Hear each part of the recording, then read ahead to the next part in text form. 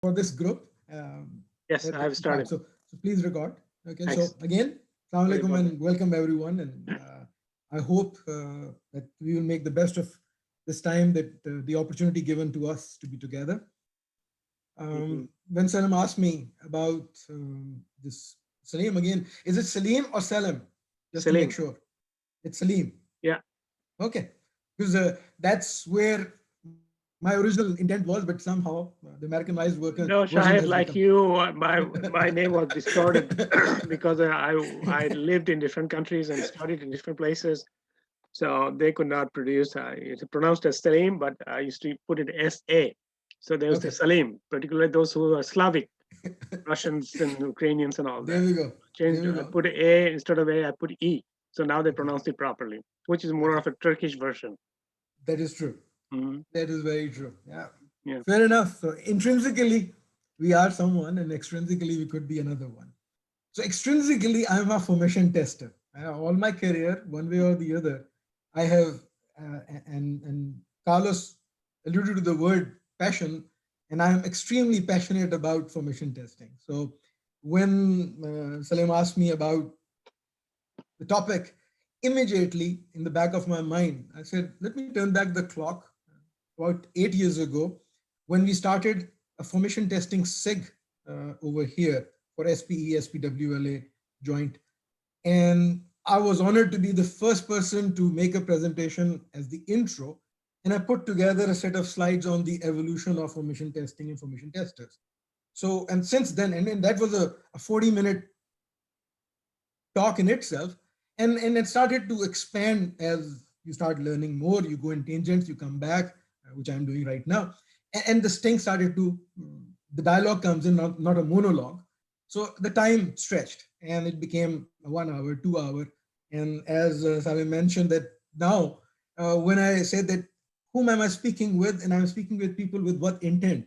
Is it a show and tell, or is it a knowledge sharing? If it is a knowledge sharing, then allow me to extend the time. So we will break it into two parts, and that is what we will do. We will focus today on the history and evolution, which will bring us to a certain time period. And then in part number two, I will take you into the LWD world, where there's a lot that has evolved in the last 10 years. Because there's a question, how much of that is overlap? What is the new thing? So I'll try and share whatever I've learned in these two parts. Again, I put the date, rightly so, as I mentioned, that we don't know after election we will be, but it is Friday the 13th. So hopefully Friday the 13th will stay Friday the 13th.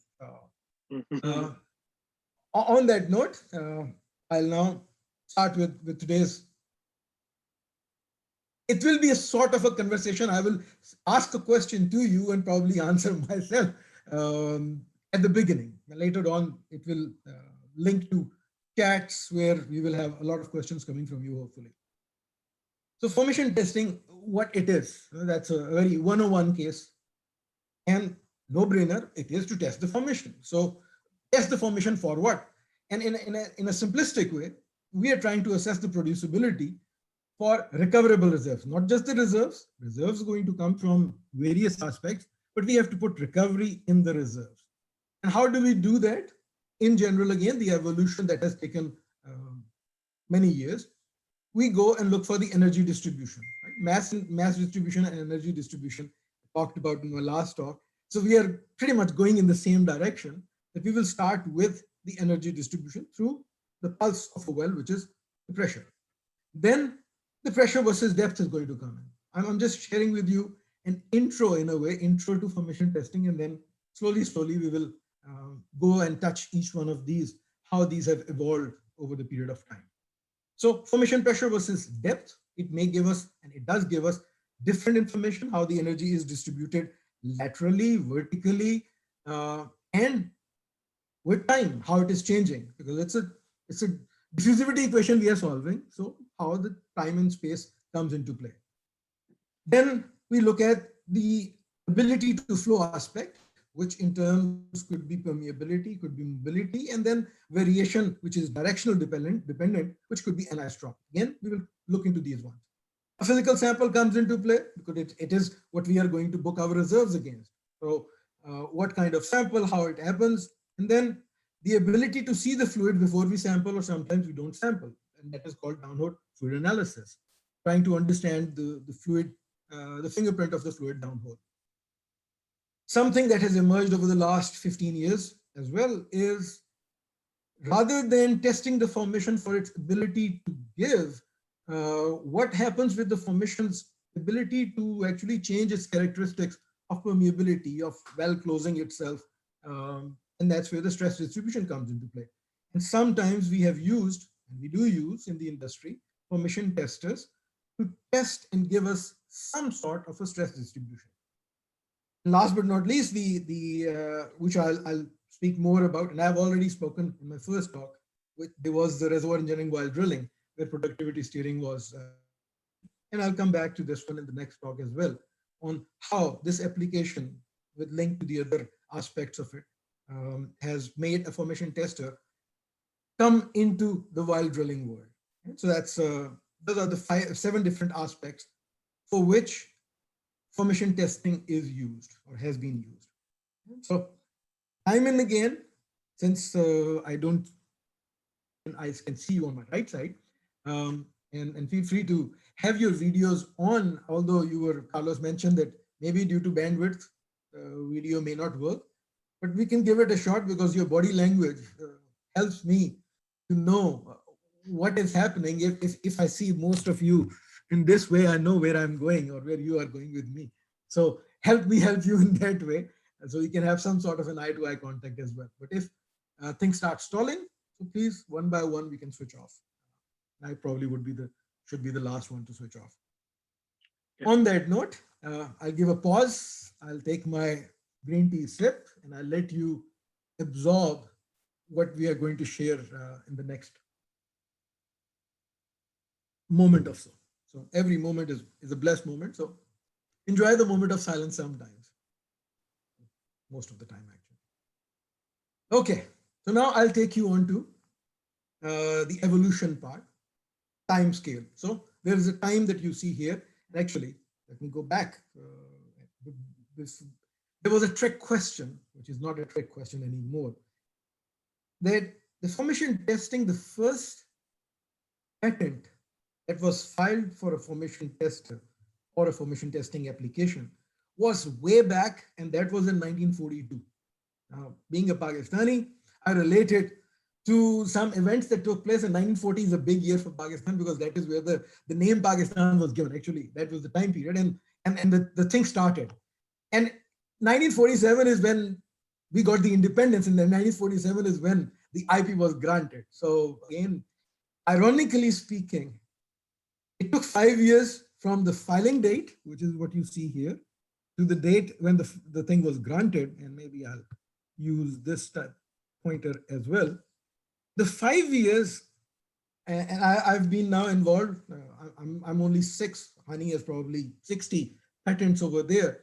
And the time still takes about 5 years today, the time when you file to the time it is granted in the best case scenario.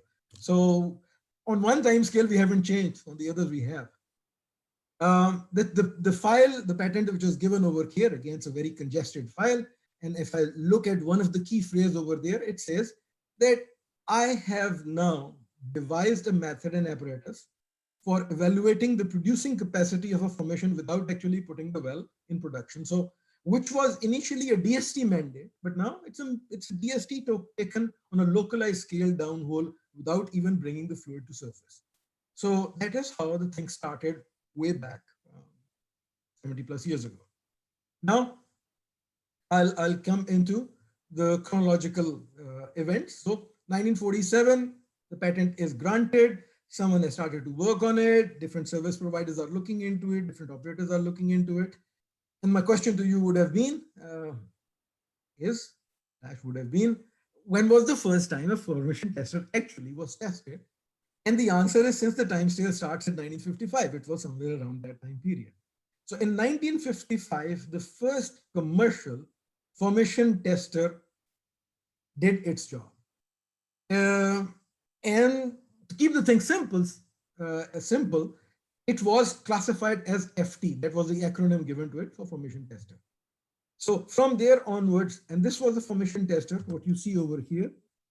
These are two pads. We are going, it's a spring loaded system over there with a charge coming in to activate this one. You open it up and then fluid is going to come from the outside to inside. Inside there is no back pressure. So everything, whatever you can get, you get. You collect a physical sample and you come back. And this is how we started. And then we said, can we know something about the pressure also? Can you put a pressure gauge? And somewhere 10 years from there, we put a pressure gauge and formation tester became formation interval tester, or FIT. And then we kept on moving, and reservoir engineers, like some of us, they said, can we know a little more about the pressures? Because pressure has a very tangible information for us, which we can know, and can you give it at different depths? So over the period of time, things were developed, and in 20 years down the road, in 1975-ish, the first repeat formation tester was introduced, right? So that's where the R came into the RF, the FT became the RFT, repeat formation tester. Now, okay, let's see if I can get this thing off. I brought it in, and if I can switch, allow the other options, because I want to go back here. Oops. Let me see if I come here and click. Maybe this way. And bear with me. The links should work, and hopefully with two screens, it starts on the other screen. Okay. That is an interesting dilemma that I am facing. So I'm going to bring my second screen presentation here also. This is my logistics of my second screen. 1 second. Fiza, you know, I invited you because these are the things. Here we go. At times, I'll be needing your help to help me on two screens how to click. Okay, so what you're looking at here, I've just clicked on that link, and there will be quite a few links over there. What you're seeing is a hardware. Again, I will not go too much into the hardware, but there will be a few key elements of the hardware which are important. So we will look into this portion, which is called a probe. We are going to, so formation tester, rule number 1. This is it is part of a logging suite. We are going to go and log. Normally we log against depth. Sometimes we log against time as well. In a formation tester, we will be stationary. That is a major difference of formation testers to all the, or most of the other logging suite that we have, the measurement that we acquire. So we are going to go, we be stationary, and then we are going to communicate with the formation. So we need a means to communicate with the formation. At times you want to excentralize. So you don't want to be centralized, which means you are going to lean against the formation, and you need some help. Sometimes you can let this probe come out of the way and then sit on the formation, or sometimes you need the backup to help you, so you can push yourself and lean against the formation. So this is what is happening here. So this portion schematically is now moving here. So what you see on the other side, and I see on my right, and just a nod, Fiza, when I'm using the mouse, you can see it because I'm not using the laser pointer anymore. Okay, thank you. So what you see, this section is the same as that rubber element, the black rubber element. And somewhere in between is this probe, which is going to communicate. Rubber element hopefully is there to isolate from the borehole. Then there could be the mud cake. So there is a mud cake schematic, and then there could be a formation on the other side. So what we are going to do, we are going to lean against the formation, and we are going to let the fluid come in by creating some sort of a space over here. So there will be a piston movement, which hopefully in my next click, if my click happens on the same one, here we go. So we have opened the piston.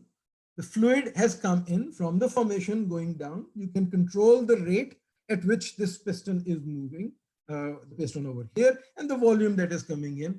But essentially, same as any drawdown that takes place, you change a delta Q, or you impose a delta Q, and you witness the delta P, and the rate of change of that pressure, the delta P over delta T, can give us different types of information. So here is the drawdown that has taken place. Once the chamber is full, it's going to say, okay, I'm going to build up, and you will communicate back, hopefully with the formation. And in the best case scenario, the near wellbore pressure, the sand pressure, will equalize to the formation pressure, and we will have a stabilized value over here, which we will use as the formation pressure. And there will be different discussions on that later on, hopefully.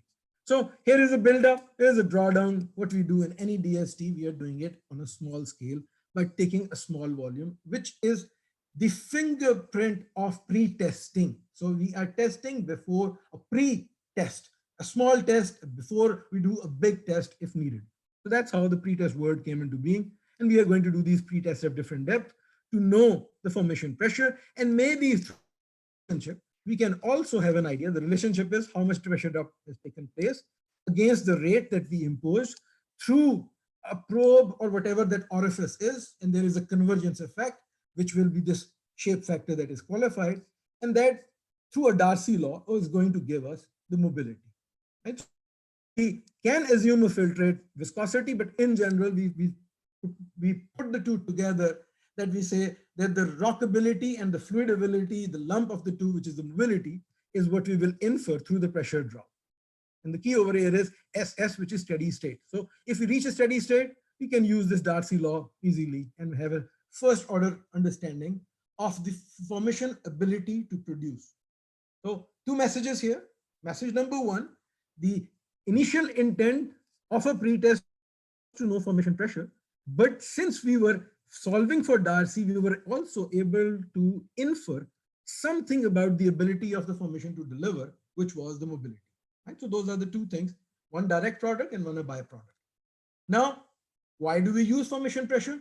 And again, most of you would have even more knowledge than I have, but I'm going to share with you. And Fiza, thank you for coming in. Fiza has just recently joined our industry. Yeah, she graduated a year ago. She's new to industry, and I said, okay, Fiza, now here you go. So I'm using her as my guinea pig in a way. Sorry, Fiza. So you are my major audience, and I'll ask you a question later on. What did you learn? Okay, so here we go. So why do we measure formation pressure? So pressure is energy. Energy is the ability of the formation to deliver. It's the lifting capability. If there is no energy in the formation, we have to give help to the formation, and that's where we work on the artificial lift or secondary recoveries and all the other things coming into play.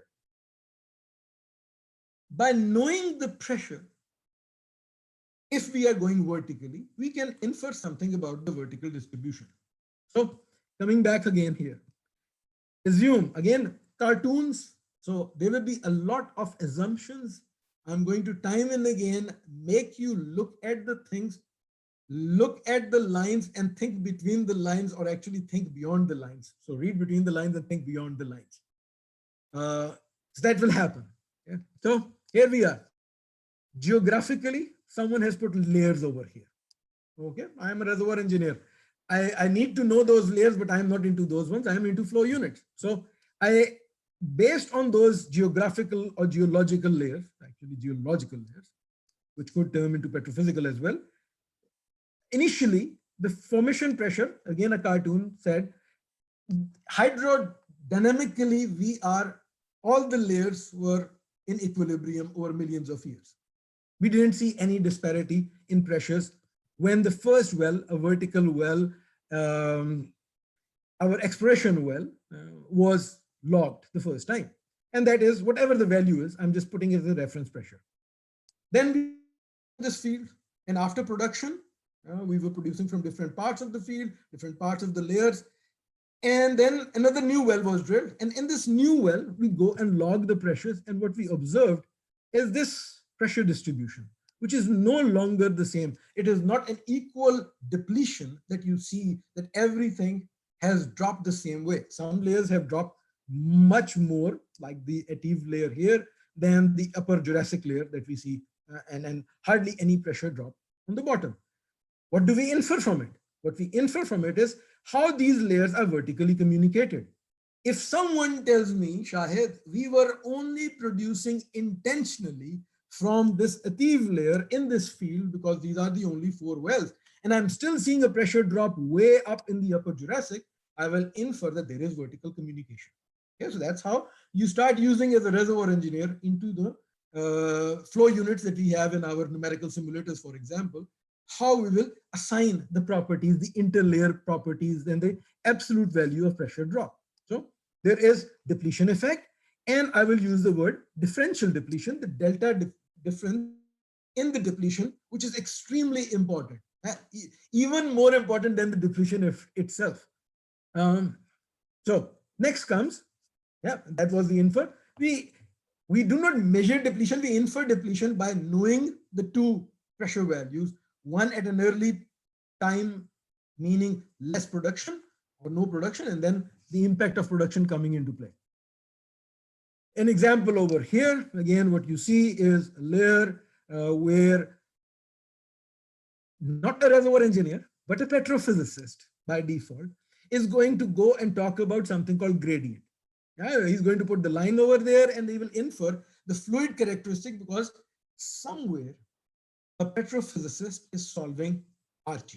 And RG deliverable, key tangible deliverable is saturation.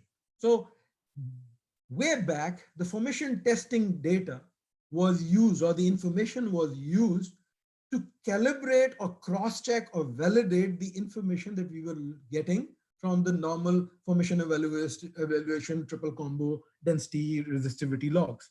And so that was how people started to use the gradient coming into play. But then there are other things that will come with gradient. Here, my objective is not to focus on the gradient part, but the objective is just to show that, yeah, it is very common. It is much more common that their layers have different pressures and depletions, and in between you can infer that there is a trap somewhere, something that is capping the lower layer and acting as a seal between the two layers. Now move forward, and an example of different wells coming in time, and you put them all together so people look at, oh, the upper layer, for example, in most of these wells, the 3 wells that we logged, they are in communication, except that there is one part in this well which is probably isolated. So we may have an isolated body, and the question would be why the pressure above is communicating, how the thing is evolving. And that is, this information is then going to go into a field level. So you are calibrating the localized knowledge at a well scale and then putting it back onto a big scale to ascertain the recovery and recoverable result. Now, next element, we go horizontal. And even in the horizontal one, there is a communication coming into play. And let me see if this thing works. There we go. Another cartoon. So I'll start a lot of times with simple cartoons over here. Vertical well, let's assume this was by default, most of the wells that we had before 1985 were verticalish. They were producers. After the crash of oil in the 1985, we started to see more horizontal wells evolve. So here is the vertical well, which is depleting. And then someone drilled a horizontal well, trying to go and maximum reservoir contact in a way. The green zone that you see is perceived reservoir. The red line that you see is perceived fault. So the intent is, by looking at the pressure distribution, can we infer something about what is happening in the zones that we are producing? So the drainage system that we have. And again, a cartoon says that we started and we have a higher pressure. Pressure is dropping as we get closer to the drainage system of an existing producer, which is telling us that you are in the drainage system of the other producer. And then the pressure went back to probably the initial reservoir pressure or undepleted pressure, whatever that pressure is. But there's a lesser drop in pressure, saying that this red line is a no flow boundary. It's a seal. So the pressure, there is no mass transfer across this fault, and there is no energy transfer across this fault. Right? Or that's what we are seeing here. So on that note, again, an example that I'm presenting to you is what you see here is a horizontal well. So now bear with me. Horizontal well with the heel of the well on the left side, toe of the well on the right side. So when we started, the pressure on towards the heel of the well is much higher, and there is a big break here, and then the pressure drops. And then there's probably, again, I am inferring that there is a gradual decline in pressure from point number 7 to point number 19. And this is the horizontal length. So as we go deeper, the pressure is gradually dropping. We could be getting closer to a producer, or we could be moving away from an injector. I don't know what is the case, but there is a gradual drop in pressure over here. And this sharp change that you see, there's a gamma ray spike, there are other gamma rays. So we need to see more on the images. Something is there saying that there is a seal that is acting over there. But again, this kind of information tells us in this well, for example, let me go back. The intent was go to the point when the reservoir pressure, not the flowing pressure, but the reservoir pressure in this new well reaches a certain absolute value and stop, called geostopping. So we are landing the well and positioning the well in a layer, and we do not want to get too close to the producer or a depleted zone. Right? That could be that was probably the intent over here. So a decision was made in the relevant time to use the pressure data to stop, something that we will speak more later on in the next part, inshallah. Now, fluid contact movement. Again, the geophysicists coming, the geologists coming into play, sort of geophysicists in the background, and a lot of petrophysicists putting their saturations, and the reservoir engineers are also interested in looking at the context movement over time. So sometimes, again, I use the word sometimes, it is possible. What you see here, red and blue, two different wells. So we are going to log these two wells, and we are looking at well number 1 in blue color and well number 2 in red color. So the pressure profile in upper part here says these two wells are seeing the same gradient. Again, assumption is there is no production effect. So we have drilled 2 appraisal wells, for example, and in one part we are seeing the 2 wells seeing the same layer connected, and we see on the other one, the other layer is saying, I see a different fluid over there, and probably I have a gas oil contact. And the other one says, I can see a gas water contact down below. So then you can interpret it by having other information. This is just one way to look at the data. There could be various interpretations of this pressure, why the pressure is the way it is. So someone's explanation of this pressure profile is that we have gone through 2 different reservoirs, and we have an upper aquifer above, because this is a water gradient. So both the wells cut the upper zone, and they saw water in both these layers. So this is water gradient, this is water gradient. And then when we cut the first layer, the first producing layer, or hydrocarbon bearing layer, which was gas bearing over here and gas bearing on the other one as well, but then they are supported by the same aquifer. Again, not a simple explanation, but it's a plausible explanation. So various applications are there for inferring what the pressure profile is telling us along depth and along time. Then again, similar kind of a thing over here. I'm sharing with you pressure profile. There is a contact which was observed in this one. The word oil-water contact, a very debatable word. Historically, we have been using it. It is fine to use it in exploration wells.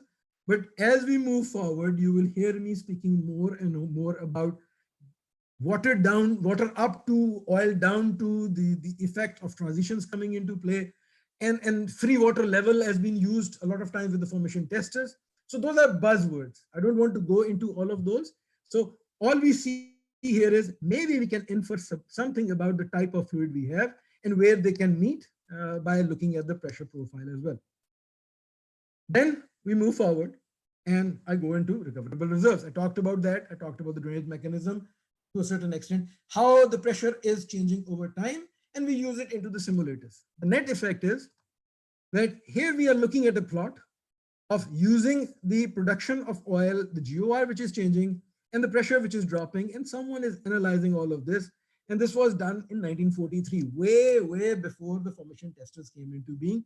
So the message is that pressure is one of the basic elements that a reservoir engineer uses and has been using for centuries. Okay, so it's been there, nothing new. So if someone comes to you and say, oh, I need to know pressure, it is the first thing that you have to use in any case, nothing new. Okay, so various applications of pressure. Pressure is the pulse. Every house, there is a thermometer, and hopefully there is a pressure BP also, same thing. Now I move forward. So it started with the pressure at different depths, and the applications were met with RFT. But the question was, The RFT was not developed in the first place. The thought process was, I'm developing FT, a formation tester. And why I was developing formation tester, I mean the developer, it was because I wanted to do something with the formation. It was actually a way to collect a sample. So the thing started to change, and the evolution from 1974 onwards was, while you can give me pressures at different depths, can you also give me samples at different depths? And also one key thing, when we take a sample here or a tank samples here, because RFT can also collect a sample, but that sample is whatever formation can give right away. You open the door, whoever is outside the house is going to come in, and what is outside my house is invaded fluid. The fluid that I drilled with, it has invaded into the formation. So I end up with a lot of invaded fluid. So if the intent was clean formation fluid, don't expect too much. And that was the need given to the formation testers, have the ability to dump what you have got at the initial time period, because we know that that has very high buzzword is contamination. It is not representative of the formation fluid. It may or may not have any formation fluid. So can you allow me, step number one, to look at the fluid, tell me what it is. Step number two, dump it and only collect when you have the right fluid. So those were the conditions or challenges given to the formation testers that have that thing. And that is the development that took place from 1974 onward until 1990, when, let's see again, and I come back on this part, see, yeah, here we go. And that is where the FT had W with it, which is a wireline formation tester. And what you see now is, instead of one probe, you are looking at multiple probes. So this is very similar to that one with the different types of backup pistons. But now you can see other probes coming into play. So what was the intent here? That in addition to all of these, there were a few other things coming into play. The ability not just to sit with on the formation, which is what we got at the first place, was to get the formation, fluid from the formation into the tool string. And how do you get that? You drill overbalance by default. How can I control? I need to have a pump. And if I do not want the formation fluid, or the fluid coming from the formation into a chamber, which I was doing earlier on in the early years of formation testing, then I have to dump into the borehole, which is at a much higher pressure than the formation, which means I am in a highly overbalanced environment. So the pump has to have the ability to get the formation fluid, the fluid from the formation at the low pressure and dump into the borehole at a higher one. That was one of the conditions. So let's see if my thing again helps me, and it opens up on this one. Excellent. Thank you, Hani and Shell. This is the courtesy, a picture that has been put together 25 years ago by Hani and his group, the FEAST team in Shell at one point in time, and has been highly used / abused for different reasons. What you see here are 20 plus fluid samples collected from not the reservoir, but a borehole. So here's a well which was full of oil, and you stop the well. Honey, I could be wrong in my story, but this is the story that I've been telling the world. Okay, so bear with me. He knows the true story because he was in the original group who made this picture, or the idea to make this picture. So the story that I tell so far is these. So we produce producing oil well. Let's say we were doing a PLT, production logging test, and we stop the PLT and we stop whatever, and then the well bore is full of oil. So it's a producing well. And then you go back into the borehole and you collect physical samples from the borehole. You run a sample chamber inside the borehole, not into the formation. So not doing a formation testing now, but you collect physical samples at different depths. And these fluids are in communication. We know there is a bearing effect because they are hydraulically in communication in the borehole. They follow equation of state because they are gravitationally in equilibrium to a certain extent. And what you see here, the question was, and the question is, if Hani was not there, I would have gone and said, tell me which true picture is true gravitationally. Do you expect the yellow color at the bottom and black color on top, or do you expect the yellow color on top and black color on bottom? And since honey is there, I will give you the answer that, what is the answer? I'm not going to give it to you right now. I want you to pause. Which one is more plausible? If there was a show of hand, which it could be. So Fiza, you can show me your hand. Tell me which one is more plausible. Black on top, yellow on the bottom, or yellow on top, black on the bottom? This one? None of them? This one? Okay. I take Fiza's word. She's her knowledge is much higher than ours because she's just coming out of the school. Well, not just, it's more than 500 days now. So on that note, yes, it's highly likely that lighter color fluid, again, I'm using lighter color fluid. Yeah, I'm not using anything. It's a color, is on the top, and we are going to infer lighter color means what? Lighter color means lighter fluid also. Probably means much less viscous fluid, much more volatile fluid. Opposite happens on the bottom. The darker fluid means much dense fluid, much more viscous fluid, low GOR fluid, dead oil kind of a fluid. So, which is gravitationally the way we expect the fluids to be. So yes, 80-20 rule, if not 90-10 rule, if not 99 times 1 rule, is that this is what you will see in normal conditions. And that's what we expect. On that note, people started to use and said, come back, Shahid, you talked about all these fluid properties by only looking at the fluids? And said, yeah, that's what Hani is telling me. That's what Muhammad Hashim told us. That is what all the other gurus who were looking at it, Oliver Mullins, all of them were looking at the fluid and said, you know what gives color of oil the color? I said, no.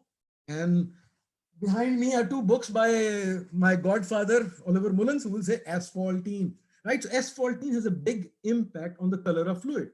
And asphaltene gave rise to the viscosity as well. Right? And so whatever we were inferring from a known database that we in the industry have is a good correlation with the color of fluid that you see and the type of oil that you could have. Right? So that was one thing, that in the visible spectrum of light, this is a visible spectrum, and I'll go a little more into it later, we may be able to infer something about the PVT properties of hydrocarbon by just looking at the color of oil. Item number 1. That is not the only way. So someone else looked at it and said, Shahid. Fiza looked at it and said, Shahid, pot of gold. I said, no, don't worry about it, Fiza. I'm not interested in that right now. At one point I was, but not now. Now it is this thing. So I'm looking at all these colors. What are these colors? The violet, indigo, blue, green, yellow, orange, red. Yeah, the VIBGYOR. And there is something that I can see. I can see these visible spectrum. And this was right before, and now through the prism effect, I can see this thing dispersing. And on the other hand, there is something that I cannot see beyond R. There is some information I cannot see before the V violet. So ultraviolet and infrared. And that is all there was. And we started to say, why we cannot use that information downhole to talk about something about the fluids also. And that was a school of thought. And the other guy said, or a lady, that we are sending light. And this light, when it goes through water, for example, it changes its direction. And by knowing the refractive index, not just the refraction, all of it in dispersion, I can also talk about the refractive index. And in a single type of fluid, I may be a single phase fluid, single component fluid, I could be able to use my refractive index to talk about the type of fluid I have. If I have in my database the refractive indices of different fluids. So all of a sudden, we were able to use 3 different physics, law of physics, the optical one on side, and the refractive on the other part, and then say, where you are wearing white color right now, but I am not using fluorescent light. If I was using fluorescent, and I was, Hani and I went to UT Austin, so long live UT Austin. Hani didn't go there, but I spent some time on 6th Street, and on 6th Street, there is a place where at night when you go, your white shirt all of a sudden starts seeing those stains. Our perspiration starts fluorescence, the liquid fluoresce. And we do the same fluorescence to do the cutting analysis on our oil shoes. Right? So if you are in a water-based mud, you look at the cuttings, you can talk about whether you have an oil or not. So fluorescence was a good indicator. Perhaps dew point coming into play. We go from gas, we go down, liquid drops out, and we can use fluorescence at that point. So things like these physical phenomena started to the scientist sitting in some research part, and they started to use these and said, let me take this into a downhole lab and I will start helping you, formation tester, to talk about the fluid properties downhole by coupling all these different law of physics. So now I'll take a little dip into one law of physics, which is very close to my heart and my eyes, is optics. So we send the light and we look at the light coming outside, right? So whatever the channels are, I'm not going to go into that part. And taking this one, what light comes out, think of the prism effect, that the light going in is going to go and have these VIBGYOR kind of a scenario, which is actually happening right here. At the very early portion, this is the light that we can see between the 200 to 700 nanometers kind of a thing. Fiza can probably see between 500 and 700. I'm done at 400 today, right? And a lot of us, well, ironically, except for Fiza, everyone is of the gender that is very poor in differentiating between red and orange with the passage of time. Fiza is the only one here who can see red very clearly.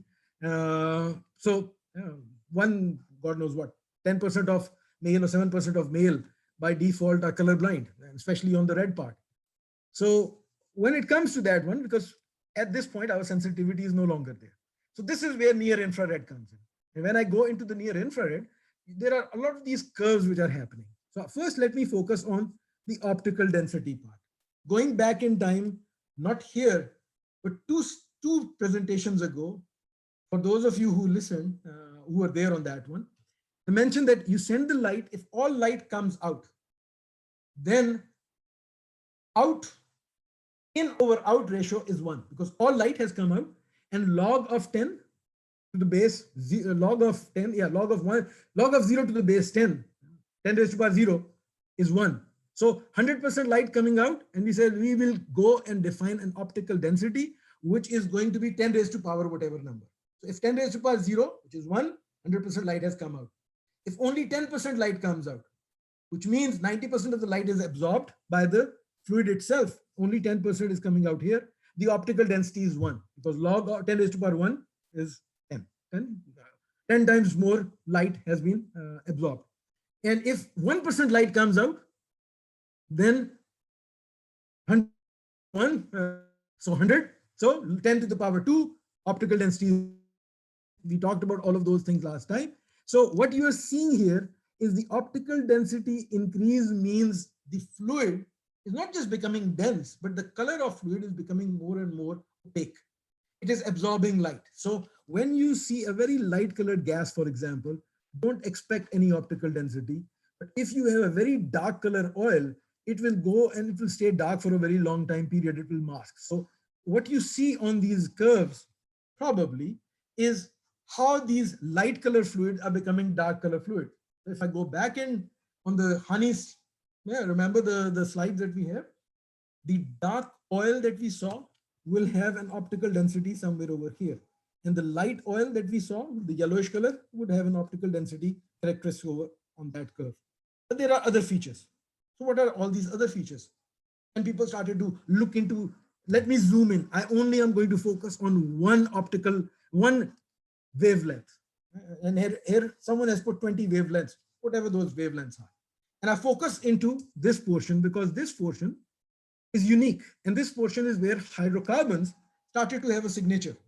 So I've already borrowed all these things. Oops, here we go. So I'm now zooming into that component between the 1600 to 1800 nanometers. So the first signature that came out is from C1, methane.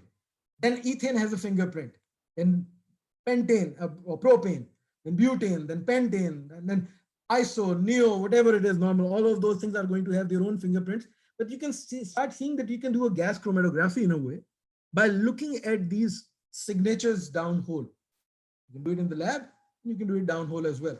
Right? And then stock tank oil is somewhere else, which is CO2. has a signature as well, somewhere around 2000. Now, what I am not showing here, so these are hydrocarbon, is, let me see if it is here. Let me go back in time.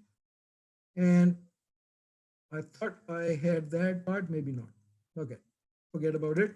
That was water, because water has a signature which is on both sides of oil. So you will see it, these signatures that you see earlier on, right here. Right? That is where water could be coming in at that point as well. So anyway, hydrocarbon have a fingerprint that can be used to talk about the composition of hydrocarbon.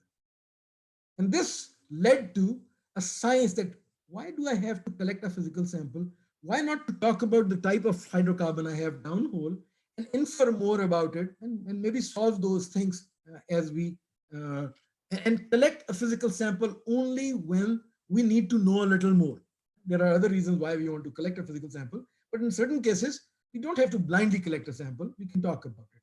So what you see here as an example is where pressure points are there, talking about there is a fluid, there is a heavier fluid. Someone has actually, these are numbers here, which I can read, 0.71, 0.81, meaning a little bit fluid, pressure-based fluid information is saying, I probably have a heavier fluid here. There could be this acting as a barrier or a choke or a localized choke, and there could be water, upper water, lower water. They may be in communication, maybe not.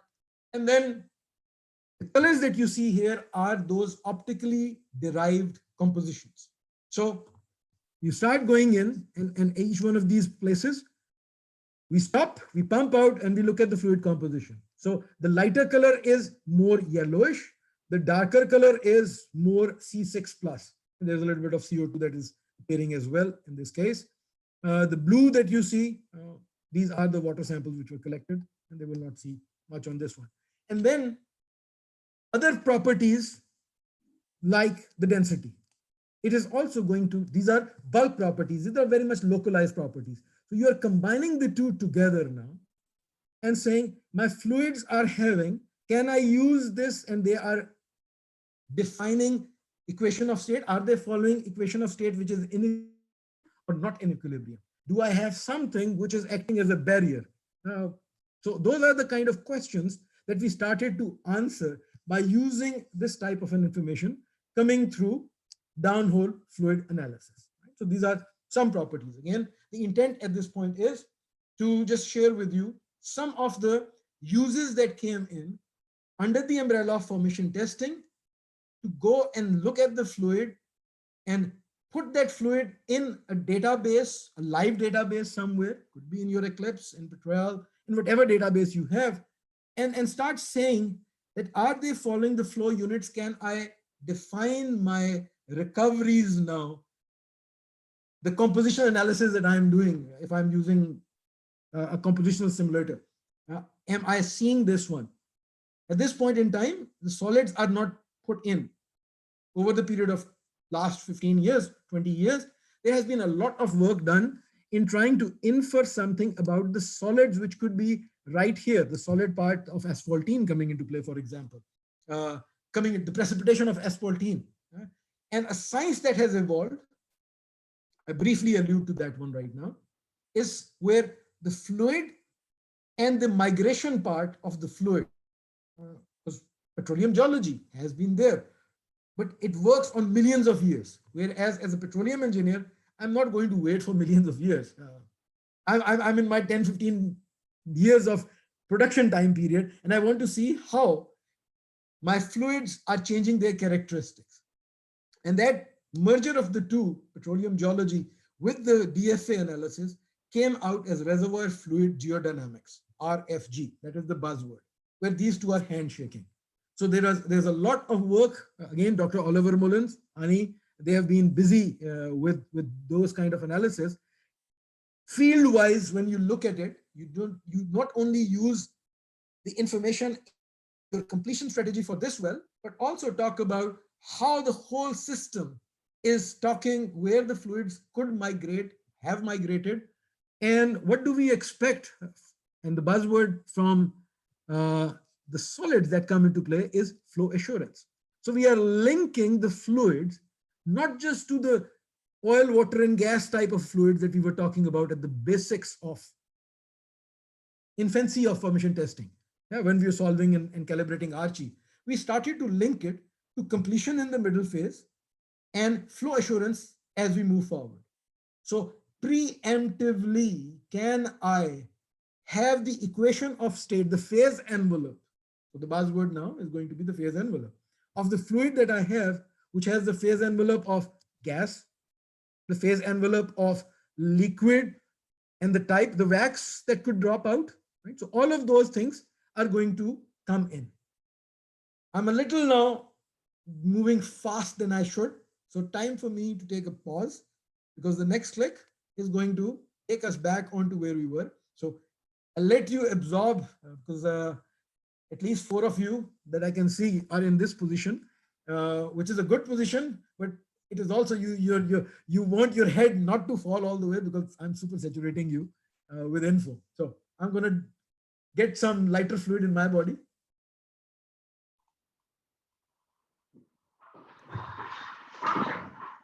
Yes, Carlos, you want to say something? Interesting presentation. Thank you very much. I'm not done. Yeah, no. Okay. I say my phone, actually, I put it on 1 hour. Okay, so this is my first hour clock, which said shayad 1 hour done, and you should take a breather here, because if you don't breathe, you are going to get into super excitation mode. No, absolutely. And no, what I wanted to say to everyone is just like you hear, Shahid, you know, there is a lot of input that you may have on other topics. I encourage you to think of that topic and present to us, or get in touch either with Salim, Alex, Jeffrey, myself. And I take this opportunity to mention their names because in this case, Salim has been coordinating all of these events. He has done an excellent job, many times wearing many hats. Alex has been there helping with different aspects of the event, as well as the same as Jeffrey. And there are other personalities that come in and out of the Pay It Forward networking programs, to encourage you also to be part of that. But yeah, Shahid. Okay, thank you. So what I have done so far is shared with you the evolution of the mindset, where instead of just going in and instead of doing a whole DST, which was merged into mini DSTs at different places to collect a physical sample, we started to use the pressure and the information coming from the fluids and talk about why the fluid is where it is and where it could be and what it could do when we start commingle these ones. So those questions were trying to be answered through what you see here at this point in time. And for those of you who have not, and I showed that book to you earlier on also, this book, worth reading. You should be able to grab a copy of this. If not, I will request Dr. Oliver Mullins to give me another batch of 20 or so for the people who are here. And Salam, I'll try and get it to you, and then you can distribute it to anyone who's interested. It's called The Physics of Reservoir Fluids. And what it does is, especially chapter number 1, it has 2 chapters. Second chapter is for honey, too high level. Chapter 1 is for people who want to know the very basics of how we have evolved over time on the formation testing world. It's a 2001, 2002 is when Hani was at that time working with Schlumberger, and he was the focal point. He was what you call a product champion for formation tester. So he was the product champion of wireline formation tester. And I think first the project that he was working on was putting a book together on formation testing. He may have a soft copy. Feel free. I'm volunteering, Hani, something from your side, which is not this book, which was on various components of the hardware into the measurements and the applications of measurements. Okay, so now let me come back here. This picture also has a few more components. I went inside the hardware and opened up the fluid to you. But the question that comes, and Fiza should have that question, that Shahid, this is the probe, but why we have 3 probes here? It's a no-brainer. And those 3 probes are, 2 are opposite. They could all be on different places, which is fine, because one could be a backup. We have a mindset, and we used to have that mindset contingency. If something goes wrong, and which is not Arnold Schwarzenegger's philosophy, who says there's no backup plan. You go in, if you go with the backup plan, you will end up with using the backup plan. But oil industry by default has been a backup plan driven. So that was been our mindset. Every time we think about the contingency plan, not a bad thing, but anyway, that has its own positives and negatives. Here, this is the 3 probes that you see have different reasons. So first reason, this is the primary probe through which we will take the pressures. And then here, these 2 probes, which are on the opposite side, started to do something else, that we will flow from one and we will observe the pressure response on the other one. Let's set the 2 probes. So both are set into the formation. They are only looking at the formation pressure response. If I only flow from one and I see a pressure drop on the 180 degree from me, then that is going to tell me something about the radial communication also.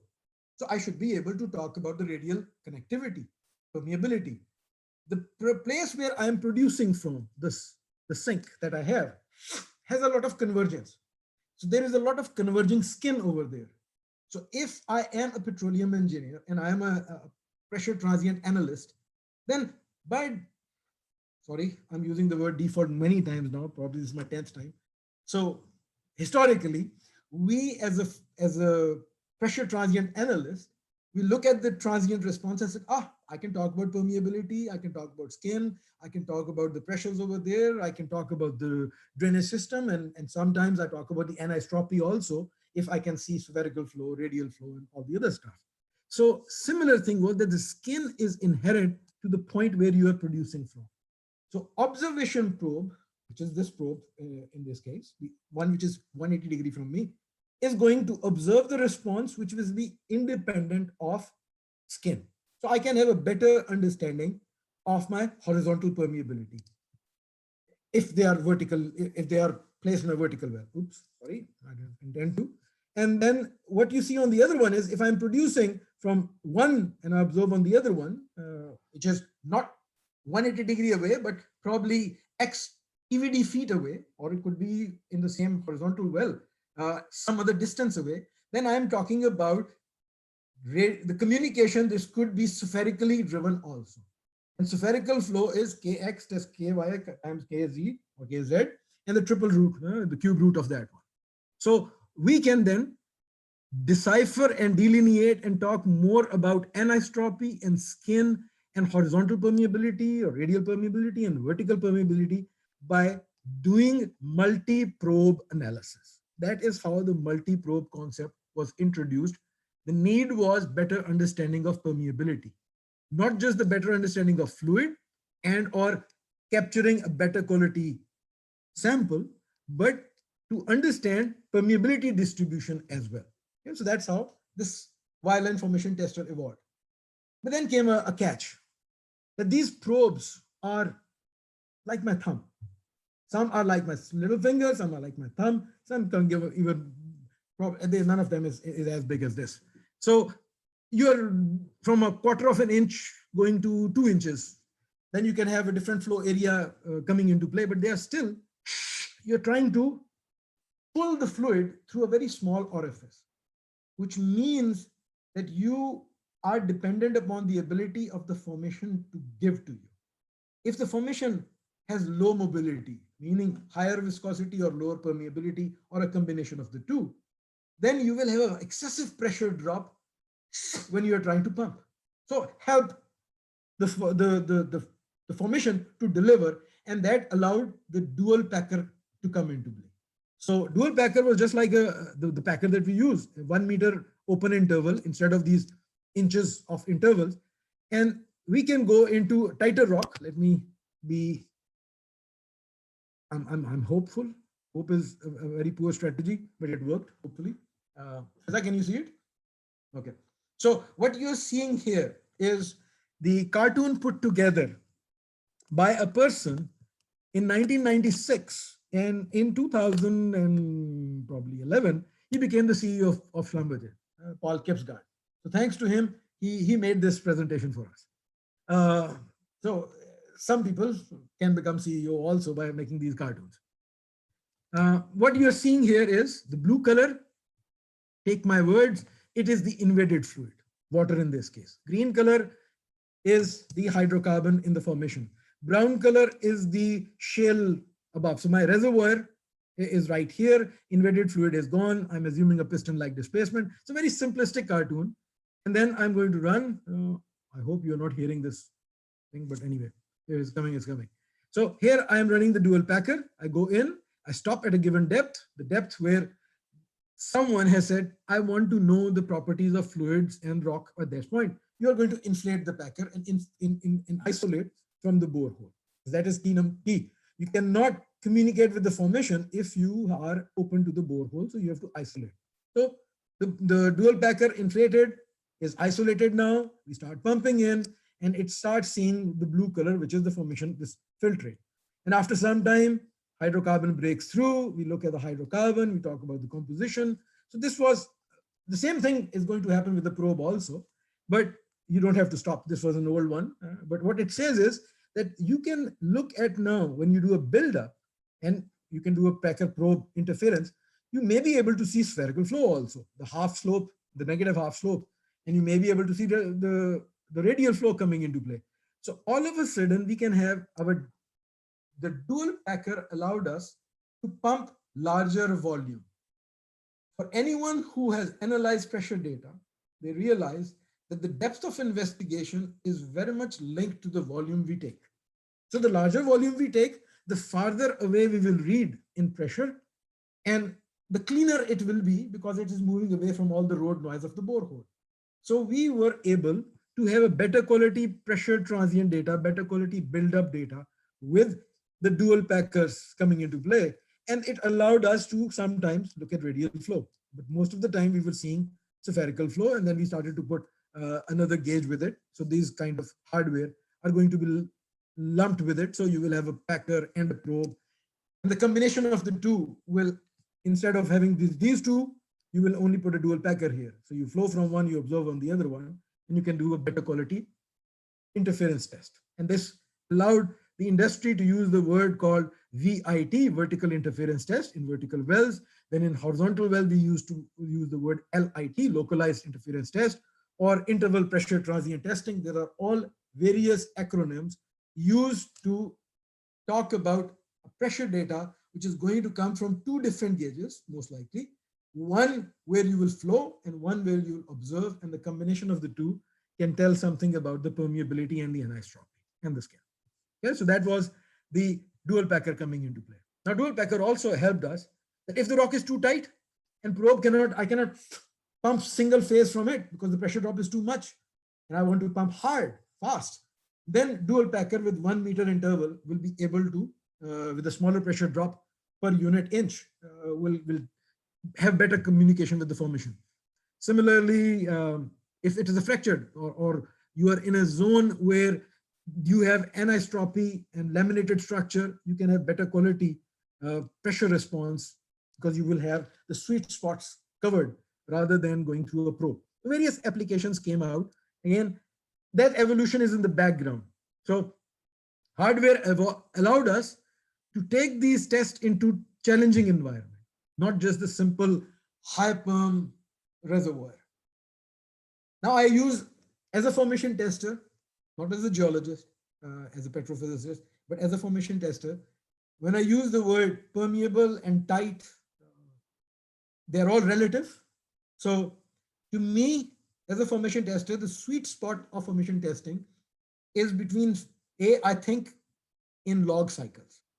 So it is going to be 1 to 10, 10 to 100, 100 to 1000, 1000 and above millidarcy. So a darcy and above and a millidarcy and below. I want to get in the 100 millidarcy plus minus environment.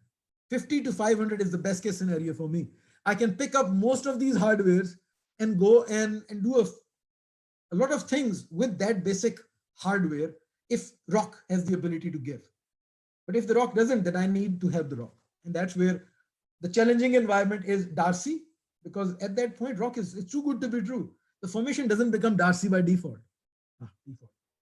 Why the formation is? Because it is at the expense of losing the pore throat somewhere. Maybe the cementation material is not there enough and the rock eventually can give up. So I have to be concerned about consolidation of my rocks as a formation tester when I'm testing Darcy rock. So I want to minimize the pressure surge on that environment. Water can take the cementation away. So whenever I am in a water-based mud, I'm more concerned. Oil-based mud, water zone, I'm concerned in testing Darcy zones. So those are some of the lessons learned. When it comes to less than 50 millidarcy, now I have to start helping the rock. I will improve the bigger flow area because the rock cannot deliver on its own with the pressure drop and the time that is imposed. Because you reduce the rate, you increase the time to get the same volume that you want. So when it comes to 1 millidarcy as a formation tester, I challenge myself that this is a challenging environment. So less than 10, 1 to 10 is doable, but I have to buy myself some other hardware to help me with the conditions that are given to me. Right. So we may go into those discussions later on if needed. But that is, we are into the mid-90s now, and we have the dual packer with us. And this took us for quite some time. Until now, this hardware is very common in the oil and gas industry. Various service providers have it, so it doesn't matter who has it, but this is a means for communicating with the formation in conventional reservoirs. Then industry started to change. And the first major change came in after we went through the downturn of the mid-90s, which in 1998 was another hard one for us. But 1992 to 1998, those two drops made us change the way we were going. One change that happened was the industry is much more mature now. 1955 is not the start of the industry. Industry has been there for a century before that. But most of our fields were becoming green, brown, mature fields. So in that way, we were now concerned about what is happening behind the casing, because we could have reservoirs, which we have cased because we went into the sweet spot of reservoirs early to produce. And now we were concerned about, can we go and log and test and produce from other reservoirs behind the casing. So ABC became a big thing in the industry, and there are plenty of publications on ABC, analysis behind casing. So a lot of casing based resistivity information, cased hole formation resistivity. Can I know deep resistivity measurement through the casing? Because I need some other kind of resistivity. The steel is not affecting me. And if I'm a formation tester, I need to communicate. I need to go and do something, because I need to go and punch a hole into the casing and get, and maybe I don't want that hole to be open because the fluid over there may be undesired. Maybe it's a gas zone and I don't want gas to come in, or a water zone, or whatever it is. So, or it could allude to corrosion later on. So how I can test the zone and then seal it off later on. And that is where the formation tester became cased hole. So there was a cased hole formation tester that evolved in this late 90s, early 2000 time period. And let's see if I click on something which is opening on my right side, because this is a slightly bigger animation. I hope while it is opening, it's 60 megabyte out of 73. 73 done. I click on it. It is opening somewhere. Now I just need to know this. Has it opened? Shows me it is open on my screen, but it is hiding. So let me close these ones. There we go. And I found where it is, and I'm going to make it go all the way back. Here we go. So what you are going to see, let me tell you first, this is the inside of the tool. The tool is right here. This is the rubber element. So that is the what color is this, Fiza? Purplish? No, not purple, whatever. Blue purple mixture, depending upon the resolution. So this color, there's a better word for it, but apology, is casing. Behind this is the gray color, which is cement. Behind the gray color is the formation. So we are in a cased hole environment. The hardware is going to rest on the casing, in the inside of the casing. Right? The casing is here on both sides. So I am going to be on one side of the casing. And then the intent is I'm going to go through the casing, go past the case cement into the formation and test the formation. That's the intent. And then I want to seal off the hole that I have drilled. And what you see here, this small is a bit. There is a bit over here. So now, since Fiza is in the drilling and measurement world, she will be excited to see, there is a bit. Yeah, it's a 1/4 of an inch bit. And we are going to use the rate of penetration of the bit, weight on bit, there is a junk basket, and you will see all of those things coming in. So we start drilling. We drill first 6 inches, we go past, or maybe an inch over here because we have gone past the casing. This could be a 7-inch casing. And now we have into it, there's a junk basket. So we clean all the debris that we created. We are almost out of the casing. We are actually looking at the formation pressure also, which says I'm not communicating. And then it goes in. It can drill up to 6 inches or whatever that value is. So it drills, and then you test and you do the same pre-test because there is a small chamber. You draw the fluid, you wait for the buildup, and you do exactly the same as what we did with the open hole testers on this part. And if needed, we can collect a physical sample also. So that was the part number 1. Now to do part number 2, I will say if my plug is working, again, the same thing. It has opened up somewhere. I click it again and it says I am downloading. This is a smaller file. Here we go. I click on it again and I will have to just bring it back. Not this one. Where did it go? Oops. Okay, I click it one more time. 2 times.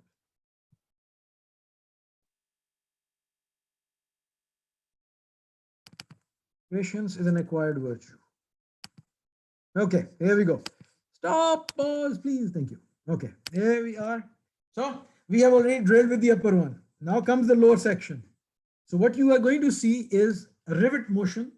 So before you go in and drill a casing, in the pre-job part, you need to know what kind of casing you have. The metallurgy of the casing. Is this a chrome base? Is this a CR13? Is it L80? Whatever the numbers are. So you take that casing and then you have to have a similar compatible metallurgy of something, a seal that is going to come. Otherwise, you will have an anodic cathodic reaction, and later on you can introduce corrosion, which is not the intent here. So thought process, plan the drilling before you drill it, and most likely you're going in an old well. It could be, the well could be pitted already, so you do a lot of other things. But anyway, here we are. We have drilled it in the same motion. This thing moves up by the finite distance. The other one is going to come in. We will go up. And it does this. 10,000 psi differential pressure is what it is supposed to hold, and in the best case scenario. But that is an example of a formation tester that came in, which allowed the formation testers to come into the cased hole world. Because before her, as we were in the open hole world, so we started to come into the cased hole world, into the ABC world, analysis behind casing world. So this was one thing. There was another thing happening. I'm not presenting here, but in the same time period, the industry was moving away from the sweet zone. So we needed hydrocarbon, because at that point in time, the industry still realized that oil is the major source of energy. So we were going for oil everywhere, and we started to go offshore deeper and deeper and deeper.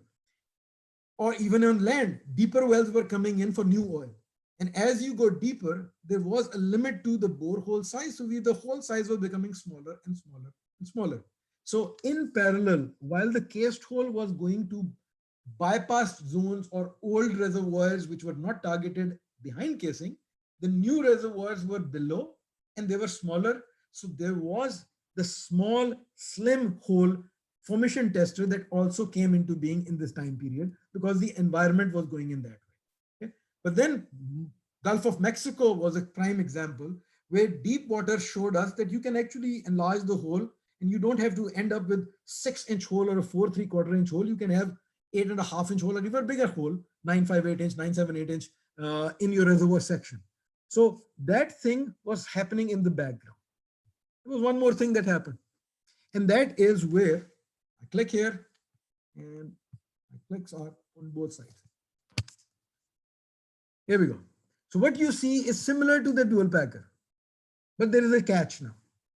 And the catch was, as we started to go deeper in offshore in particular, the offshore rig rates are much higher than the land rig rates. So the investment that we were making in the formation testing started to become significant. They will significant in the way that you're stationary. And to a driller, when you are in formation testing and you are waiting, the asset manager also started to have the same challenge, that why I cannot get information while I am drilling the well. Why do I have to finish drilling and then bring in wireline? So the need for testing while drilling started to evolve. Casing while drilling came in later, right? So all of those while drilling needs, the LWD evolved, which is the talk that I had two talks ago, which was mid-80s evolution. So the formation testing also started to become one of the key requirements in the while drilling world, that can we get the formation testing data while we are still we have not yet TD'd the well. The catch again was quick in time. So what you see here is a dual packer based formation tester, which was the first formation tester that the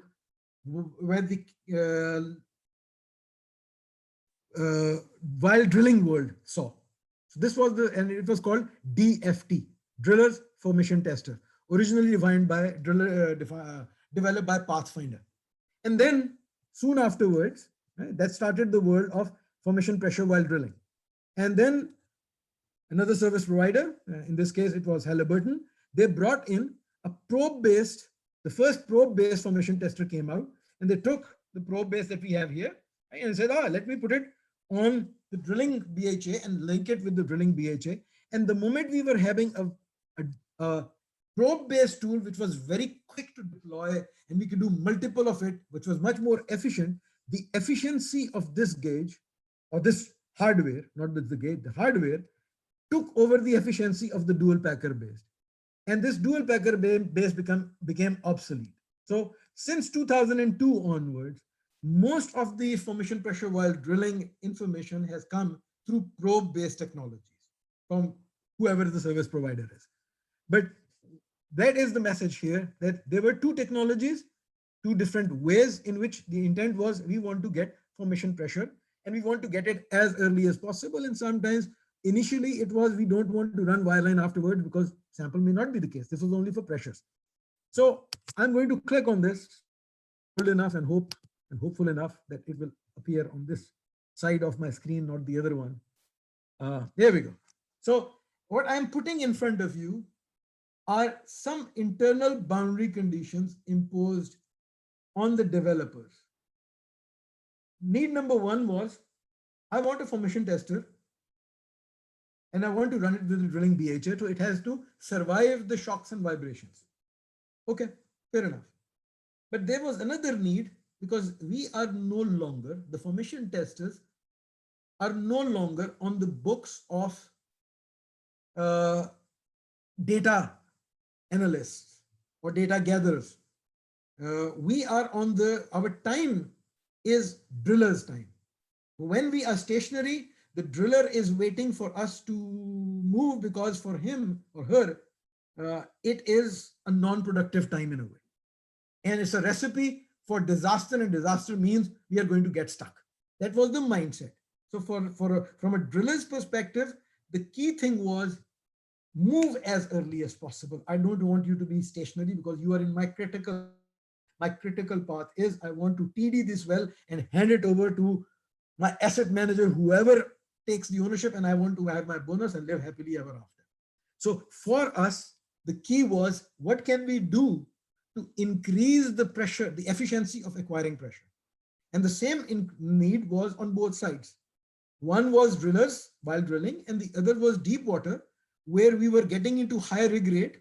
And since we were stationary and we were consuming 20 minutes, 30 minutes, 40 minutes of test time, sometimes hours, that when the rig rate was $1 million per day, which was what, 11.47 cents per, $11.47 per second, so dollar per second. So someone was thinking that while you are getting this pre-test done, I can go and buy a BMW, or my company can buy a BMW for someone. I'm just picking up a phrase in that way. But it was $40,000 worth of time consumed by just a pre-test, even much more than that. So how can we minimize the time? So long story short, what you see here is the components of a pre-test. We hydrostatic, we start, we do the pre-test, pressure drops, pressure builds up. And if I look at this delta P, 1000 PSI here, and I go back to this chart, and this chart has a black line, and this black line is dictated by the type of hardware I have, the type of probe I have. So in this case, whatever the probe is, this probe, if I were to go and pump at 1 cc per second from that probe section, I will end up with a 1000 PSI pressure drop right here, where the mobility is about 2 to 3 millidarcy. So it's a tight rock. It's not a very permeable rock, but you can increase, you can have this line to the move to the right if you use a dual packer, for example. But this is just to give an idea that in case of a 3 millidarcy rock, you need to have you need to wait, and this is my built-up time. So the total time that I've consumed here, the time is in seconds. 550 seconds is close to 10 minutes. 10 minutes is 600 seconds.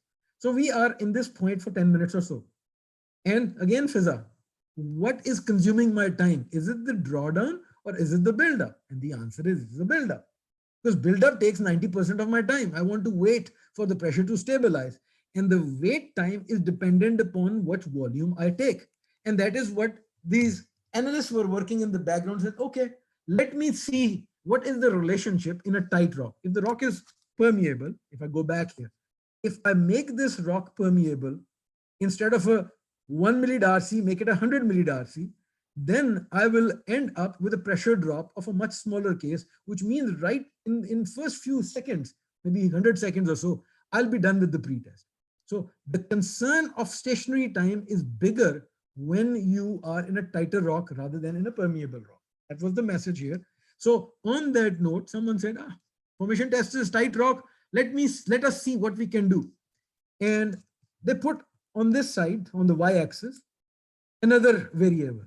And they said, my variable is how close to the formation pressure you need to read. Are you Shahid or are you Hani or are you Fiza? If you are Fiza, you means you can probably be as good as within 10 psi. If your formation pressure is 1000 psi and you say 9990 psi, Fiza is happy. But if you are Shahid will say 9999 psi. So he needs 999 psi, 1 within 1 psi. But if you are Hani, you want to be within 0.1 psi or even more. So they put this y-axis on how close to the original pressure you want to be. What is your tolerance level? And on the y-axis was the build-up time based on the volume you are going to take. If we were to take the 20 cc, which used to be the conventional in a 1 millidarcy rock, and there is nothing that you want to decompress. Another thing that we didn't talk about, we are assuming that immediately as we start taking the fluid from the formation is going to deliver. There is nothing in between. But in reality, we have a decompressing fluid, which in the Q&A we talk about. So let's assume formation gives that 20 cc immediately, and then I have to wait for 1000 seconds to meet the requirements of honey, which is 0.1 psi, or shahid, which is 1 psi, then I will be done in 200 seconds. But if it is fizza, 10 psi, 10 psi here, then I probably can be done in 30 seconds. So my build-up time is much shorter if I stop prematurely. But that is changing the expectations. That was one way to look at it. And we will come to that part later on, how these expectations are linked to the applications. Because honey, when he's asking for 0.1, his objectives can only be met if the data is as accurate as 0.1. Whereas Fiza's objective could be met with 10 psi of accuracy, because she is maybe thinking about mud weight optimization, and she thinks in ppgs rather than psis, and 0.1 ppg for her is 52 psi at 10,000 feet. So she is thinking in a different time application zone. So this is why this variable became important. But the key message over here was, maybe we can start playing around with, why do I have to take 20 cc? Why not 10 cc? Why not 1 cc, maybe 0.1 cc? If I can do 0.1 cc. Apology, Fiza. When I'm speaking, I spit more than 1 cc every time I talk. Okay, 1 cc is negligible. If we were to take that small, theoretically, if formation can deliver that one, we can immediately see the response. But in reality, there are a lot of other things which are going to be happening. But the message was, if you have the means to control the volume you take, maybe by minimizing this volume, you should be able to do better. The message I see here is your internet connection is unstable. So can someone just tell me, can you still see me and hear me? Yes? Okay, thank you for that. Okay, let's continue. So what was the message that we learned in this one? We talked about all these boundary conditions. We started to say, let's give some intelligence to our hardware downhole. So we are talking about, now machine learning is becoming a big word now. But 30 years ago, 20 years ago, machine learning has been there. We have been learning from machines and helping machines to make some decisions for us when the workflow was very clear. So give them those what if scenarios. So now what you see here is the test that we are going to do. We are going to let the hardware decide when we impose some boundary conditions. So we impose a boundary condition which was 5 minutes. This is what evolved in the 2000 time period and above and beyond that. Now the drillers are used to, their comfort zone is test time of 5 minutes, give me whatever you can. Or you convince them later on, but at least we accepted that 5 minutes is a doable time zone. So in that time zone, we do the pre-test, we take the fluid. Now, if we take the fluid, and now comes the big if. The probe, so I assume you can see my hand. And I have this probe coming out of the, so my hand is right now indicating mud cake. So I'm going to breach the mud cake and I'm going to go on the other side of the mud cake, which is the formation. So I'm going to get the formation fluid so that I can take this rate that I have imposed and take some fluid. If I do not break the mud cake and I am on the inner side and I try and pump, it is a closed system response. It is a pseudo steady state response. Delta P over delta V is going to be constant for a constant rate. This is a very normal law of physics that we are following. So if law of conservation of mass in a way. So if that is happening, then I should expect this slope to be constant and my pressure drop, which is on the y-axis, the pressure will continue to drop. If my volume is the rate is constant, the pressure drop will be constant as long as I am in a closed system, which means the mud cake is intact. But the moment I pump open this, so that was the popping of the mud cake. So I popped the mud cake open, apology for my sound. And at that point, the probe may not come out, but the mud cake is now broken or breached, as we use the word. There will be some fluid coming from the formation and some energy is going to come in, some mass is going to come in, some energy is going to come in, and you will have an energy sport. And the pressure drop will no longer be the same. And eventually, the rate at which we are moving the piston will be the same at which the rate the formation is delivering, and we reach a steady state fluid, steady state flowing pressure. So this are very normal law of physics based pressure drops. And we said, let's look at those pressure responses, and we can now talk about at what point we breach the mud cake, and the rate at which the pressure is stabilizing can, because we are controlling the rate at which the piston is moving. If you just look at the response, cause is rate, the pressure, the cause is the piston movement, the response is the formation pressure.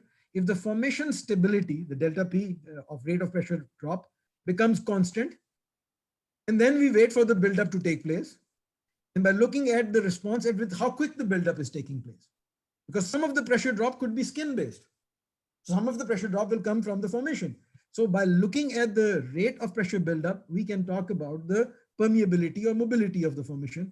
And by having the first sacrificial pretest, by seeing this response, let the hardware down below make the decision that how much time you have consumed and how much time is remaining out of the 5 minutes.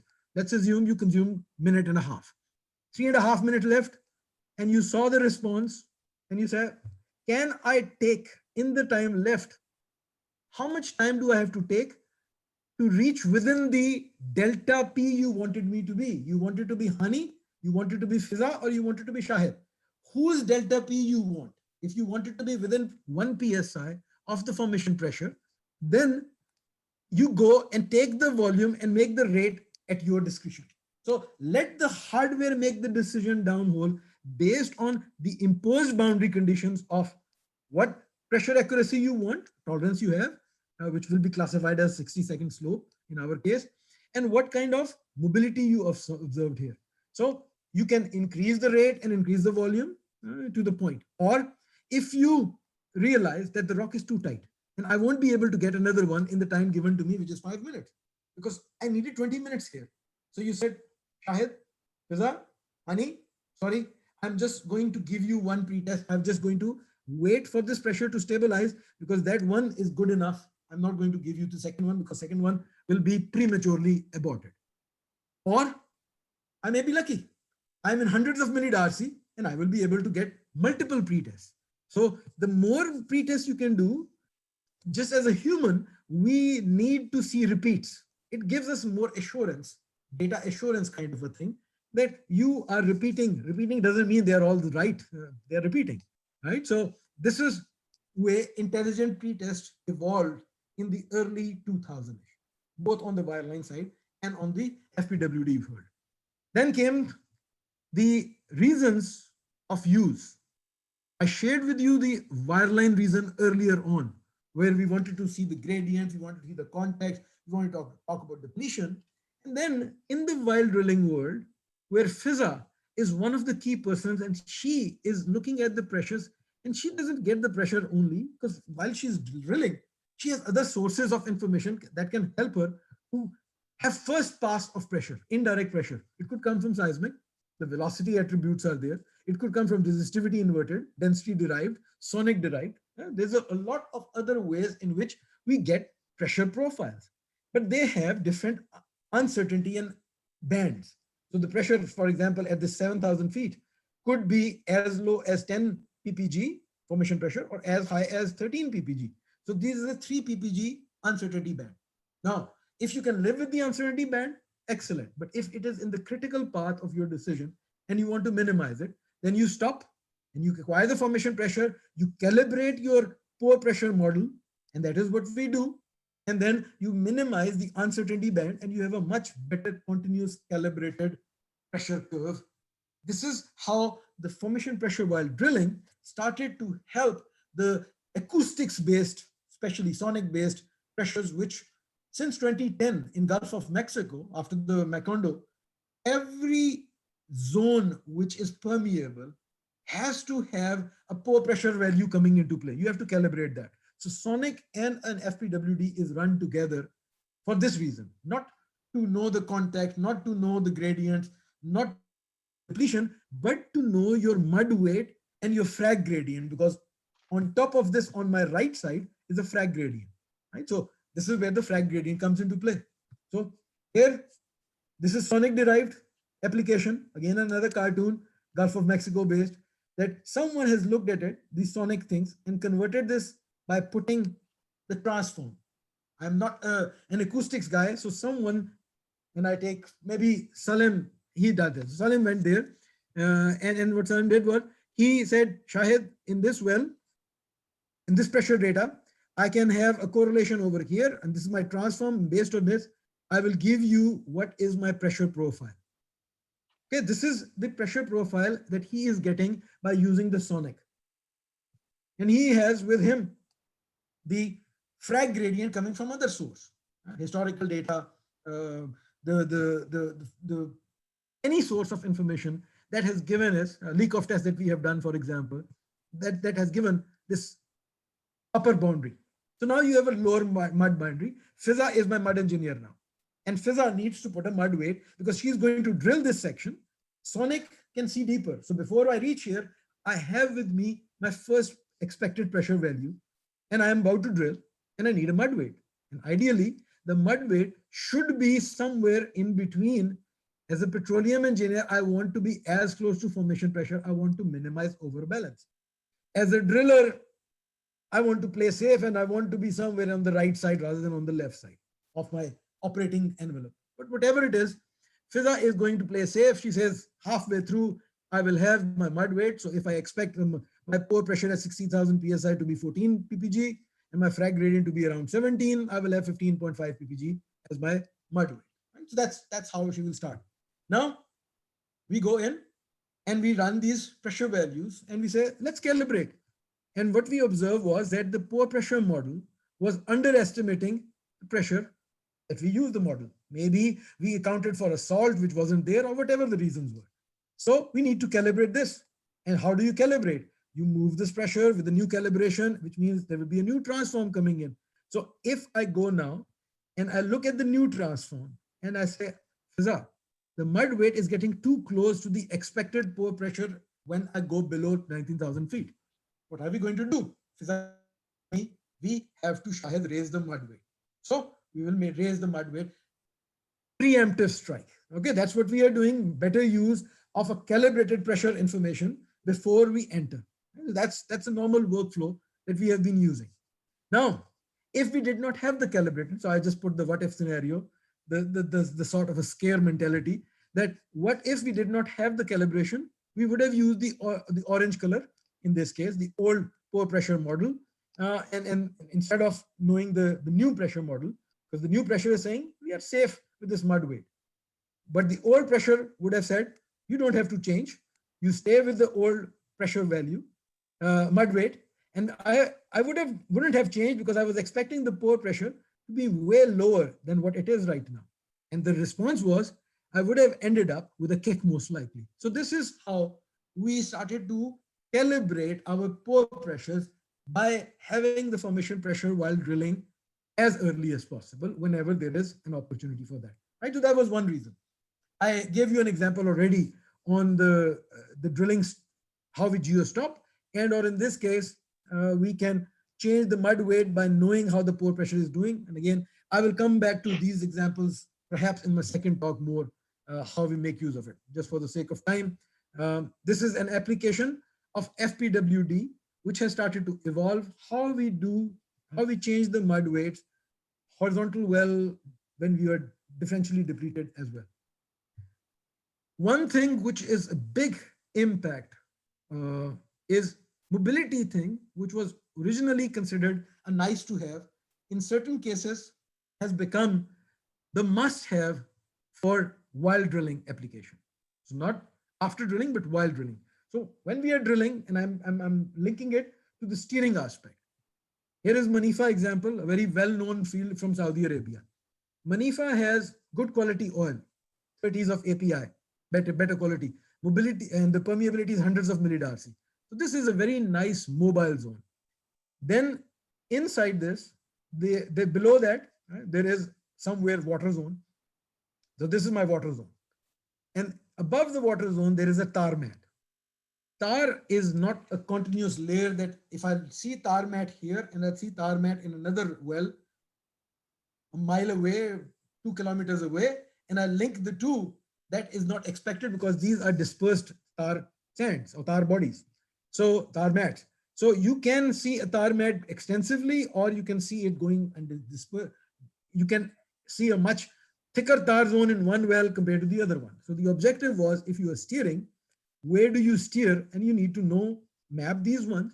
So when in Manifa, the Saudi Aramco goes and drills, they drill a pilot well initially before they go and drill the producers. Producers by default, default again. Sorry, Fida, too many defaults today. Today is my default day. So what you see here is producers playing safe are mostly horizontals on the high side. We stay as far as possible from the tarmac. But in the injectors, these fields, they need support. And if these tar bodies are existing, you cannot inject down below. You need to inject in the oil column, and you want to be as low as possible. So the challenge is, how low can you go into movable oil and migrate the oil or pressurize the oil bottom up? Because it's hard to pressurize bottom down, it will slump down in any case. So how can I help that way? And not going too far down. So this is how the challenge was. Mother Nature said, I have another challenge for you. So Mother Nature also gave Manifa, and this zone is hundreds of feet zone. In between, there is a low perm zone, which means if you drill a vertical well, you will end up with, by saying high mobility zone, low mobility because of low permeability, then high mobility, then permeability. The mobility will start dropping because viscosity is increasing. And then you will end up with a very low mobility. And then you go back to water zones, which could have a very high permeability also. Right? So this is, mobility becomes a key fluid indicator also. Ability to land in addition to fluid which is coming in. And since we were going with smaller hole size, there may not be too many opportunities. So mud gas log, different types of mud gas logs, and the ability to use the mobility came into places. So the example I see here, show here, is where the well is drilled. This is the heel of the well, this is the toe of the well. And there are 63 pressure points taken. Every stand, you are doing one mobility point. Pressure data is down below, mobility data is up above. The key is mobility, not just the pressure. So the mobility, anything less than 1 millid-RC is pink, 1, 10, 100, right? So that's the log cycle that you see. There is a density neutron on top. So what you see here is a lot of mobility is between 1 and 10. And we are drilling with this is the inclination. So we are drilling up dip at about 91 degrees. So we have landed the well, and the thought process was we have landed it right here. So we are going to drill in this part, and we were expecting the mobility to be the better quality, but it is still 110 millid-RC or lower. So question was, we are where? Are we in still drilling in this 20 to 40 feet of heavy viscous oil, low mobility, or actually, sorry, in this 20-minute viscous oil, because this is immovable, we wouldn't have any mobility here. Or are we in this low mobility? The beds are dipping. So we were trying to stay within the bed, but we have gone too far up. We have gone up by 40 feet of TVD. So at that point, after drilling thousands of feet, the decision was, let's start going down, because it looks like we are not in the lower mobility, we are actually in the upper one. So we nose down, and as we started to nose down, the mobility started to increase, and then we have nosed down too much. We have gone too far down, and then we said, okay, now we have gone past the upper tight lock. Apology, I'm making you think too much. Initially we were here, then we went through this, and we went there, and now we are going to go back here, right? So that's how. And then we continue to drill, and we are looking at the cuttings, we are looking at the LWD data, and we are looking at, there was no NMR data here. NMR would have helped a lot to correlate against the pressure mobility. And then the mobility is staying in the better quality one, and that's how it ended up. So the message is that we are not talking about the depletions the same way as we have been using pressure data. These are different applications of pressure data while drilling.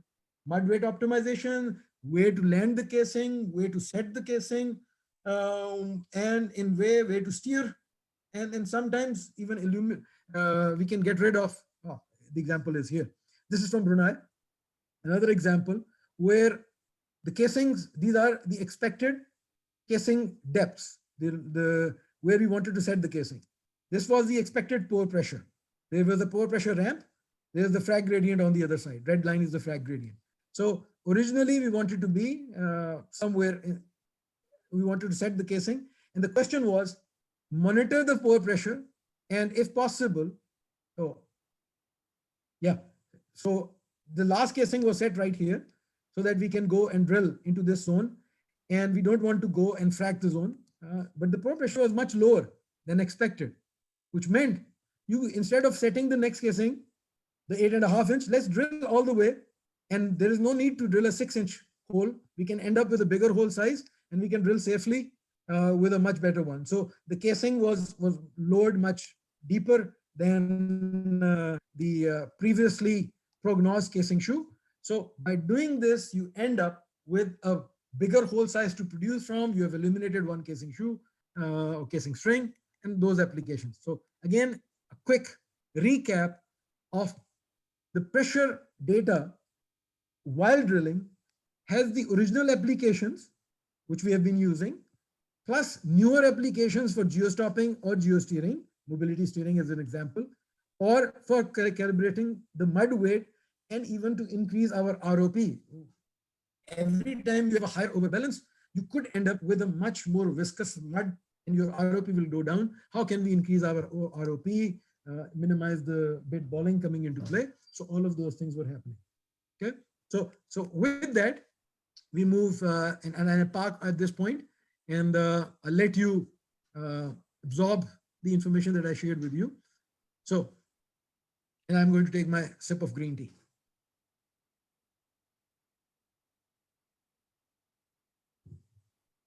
So please use, yes, please. Yes, Salim. So does Shahid, you have come to the end of your presentation by now? I forgot that 11 o'clock is already here. It's okay. Fine. If you have No. I wanted my group 7. Group 7 is a human mistake. Hani knows that group 7 word and Fidab also knows it now. I could have easily used the FPWD time next time, where still I will do something on that. I will not repeat what I've said. What I wanted to share with you, but let's do the Q&A. There's no, I'm in no hurry, and hopefully you are also not in no hurry also.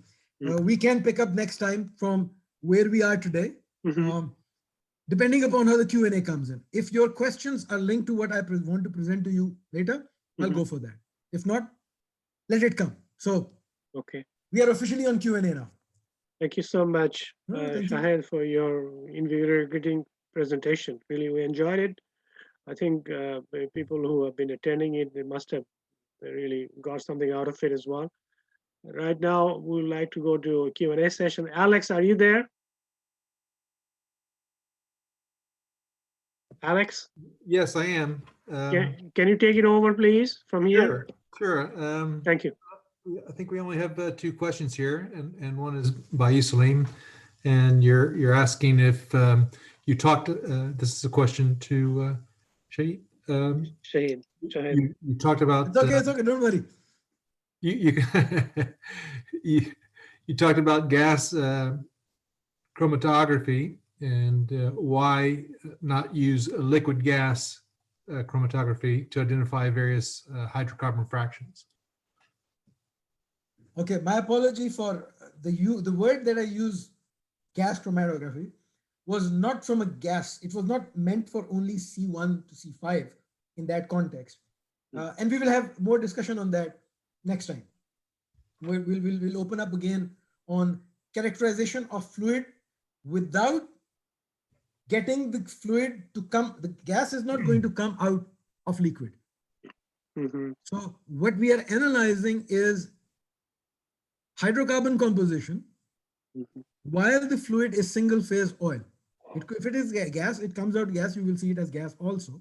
But you're looking at solution GOR and your C2, C3, C4, C5, C6 plus ratios, while we are still in the liquid phase. Now we can take it into gas phase. Mhm. And we will have the same, that gas phase will give me a very high C1.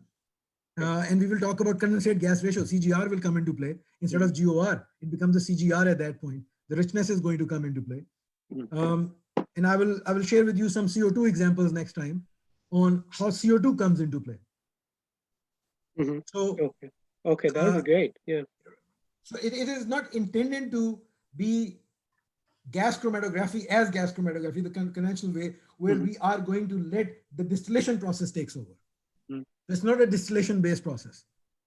Okay. Thank you so much.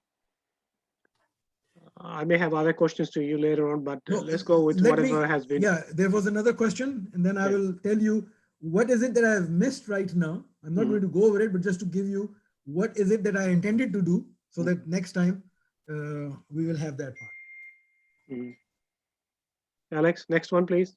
Yes, we don't have that many more questions. We just have a comment from Hani, just complimenting on a very nice talk from Shahid, and he's saying it's much appreciated. I think we've got a relatively small group, so if anybody wanted to ask a question, I think we could do it just ask direct, since there are no other questions in the chat.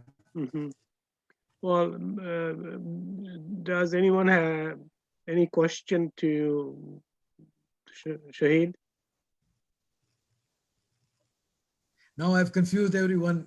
What is the name that we have? So just say it, okay? Whatever they come to, I have questions, Yeah, go ahead. Shahid. Yeah. Here you said formation testing with the millidarcy 0.1 millidarcy, but in many of these unconventional shale that we have, our permeability is way lower than that, sometime in nanodarcy level as well. How do you take care of those with the formation tester? Where the testing takes a long enough time, right? Can you elaborate on that one, or you want to do it next time when you go through? No. That's good. That's a very valid question. That today, the formation testing, the conventional applications of formation testing is very limited to Darcy rocks. Yes, Sorry, to millidarcy rocks, not Darcy rocks. 1 millidarcy and above. When you go below 1 millidarcy and millidarcies and microdarcies and nanodarcies, all those darcy, the unconventionals, which are 10 raised to power minus 4 millidarcy and below, they cannot be practically done with the normal way in which we are doing formation testing. So what is happening in the background? There is nothing which is established today, but there are various proof of concepts which are getting tested. One proof of concept is, instead of doing a build-up, why not to do a fall-off? So let's inject and wait for the fall-off and extrapolate the fall-off that may have a better quality, or do pulse test, inject, fall-off, inject, fall-off, and have those cycles do give us something. So there is some work. Mark Proet has worked on that part. So there is work in progress on that note. There is also a work where we're trying to stimulate. Why not to frack and then do, so by fracking, combining it with the fall off, maybe that is a better way. Or we can have a sample chamber where, especially in carbonates, where wormholes are created. I remember now, 1999, Sharif Rifat was a field engineer, and he was doing his GFE project, which is in Schlumberger. It's a major thing. A person is 6 months of your practical life you're dedicated to go and work on a project. And his project was, let's take a sample chamber filled with 14% HCl and go into these carbonates for Maersk Oil in Qatar and inject some dual packer, inject into the formation, and then flow back and do a pre-test before injection, do a pre-test afterward, or do a mini DST before and a mini DST after. And that may be able to help us to have quicker response from the formation. It was 1 millidarcy rock, not a nanodarcy rock. So today in nanodarcy, we do not have a direct measurement of formation testing in the time which is available to us. Indirect way, we are trying to gauge acoustics and all the other bases, how we can minimize the uncertainty. But everything I shared with you today is very much confined to 1 millidarcy and above.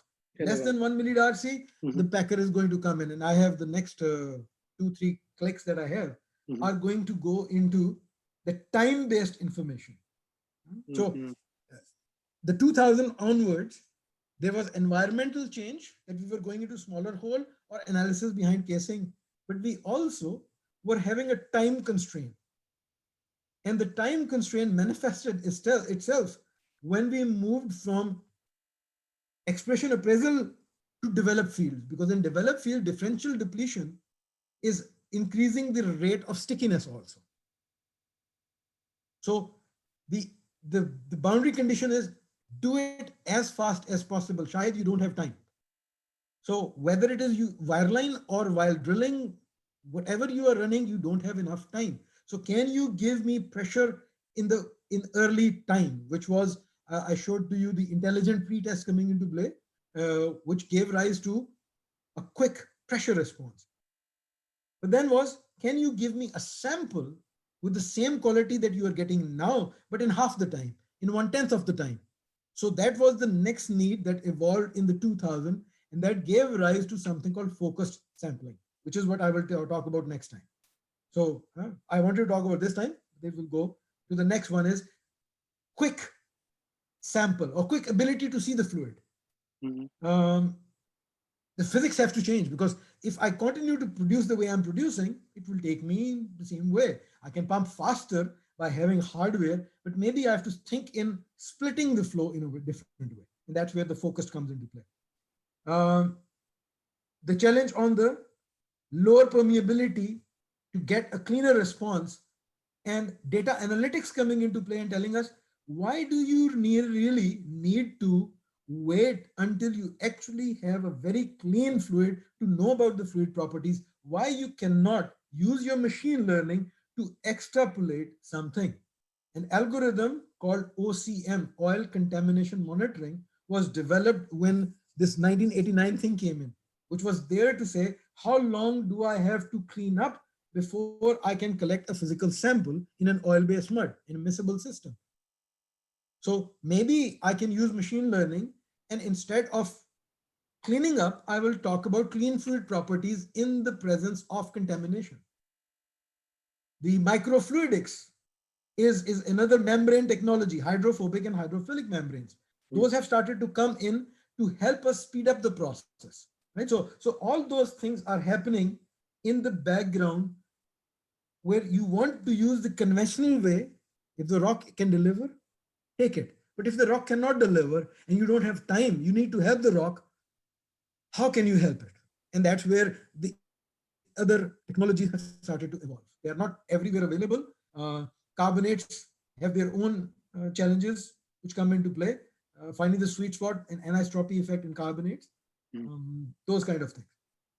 So I'm mixing from your unconventional question, which is an uncharted territory for us, for the formation testers today. And I'm sure Hani, who recently, sorry Hani, I'm abusing you. He has recently joined the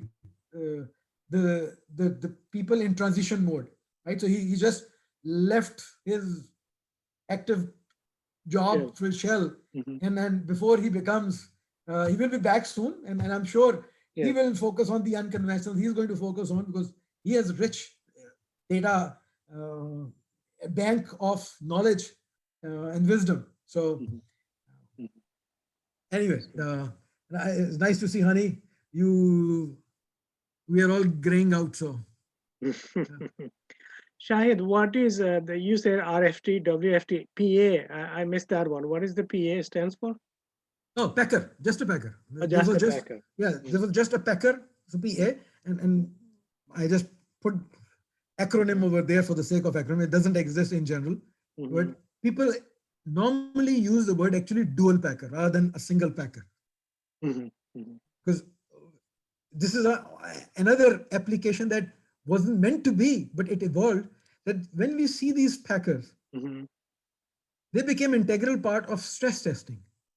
We built the packer to get the fluid from the formation, and then we said, can we test the leakiness of the formation by injecting into it through the dual packer? And in order to inject, we realized that actually rock also have a sweet spot for stress testing. If the rock is too porous, not in permeability, but from a porosity perspective, and there could be a very strong correlation between porosity and permeability in sandstones. So if the rock if you can pressurize the rock without fracking your formation, without breaking your hardware, you want to pressurize and see at what point you frack the formation, there is a sweet opportunity. And that sweet opportunity was where we started to use the dual packer, and even one side of the dual packer to use a sleeve fracture. That let's introduce a fracture using the packer inflation and then move the dual packer away from where we have introduced a sleeve fracture and then do the openness and leak off test over there. Because the rock may be too tight for us to fracture by default.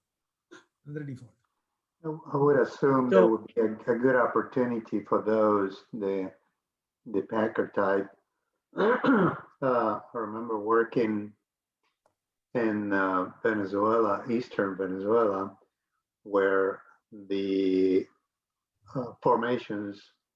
different formations were very close to each other. So therefore, in order to get more accurate information, you had to isolate one from the other. Very true. Now, Lake Maracaibo area, that field, is where the longest formation tester in the wireline open hole world has been run, the longest duration wise. A single test where we tested for, 7 days or so. We had to help the oil to come in and wait. So that is insanely long time, but it was planned that way. So yeah, Venezuela has, in its golden days, there was a lot of formation testing done there. Shahid, one of the questions to you is that you talked about leak off using dual packer system. Have you ever compared that with the injectivity test, from where also you can get a leak off, and see how well they compare to each other, or that has never been done? I don't have a direct info, indirect many times. Hani, I'm going to redirect it because I'm sure he has seen more than I have done on Shell side. But what I have seen was when we are doing these leak off tests, we are isolating a very small portion of the rock, a few meters. So it is a very high resolution data that you are getting in. And some open hole frac tests which were done in those zones after you set the casing and you have just opened up the few things, they were very close, but sometimes they are completely away because you are in a heterogeneous formation. And it is a scale issue also that comes into play. You see the leakiness of the least path of resistance will take over. So if I have 50 feet open interval and it's a heterogeneous formation, whichever one is the easiest one to frac will frac first when I do a 50 feet test. So if I'm done the 50 feet test at the same zone, yeah, they will correlate.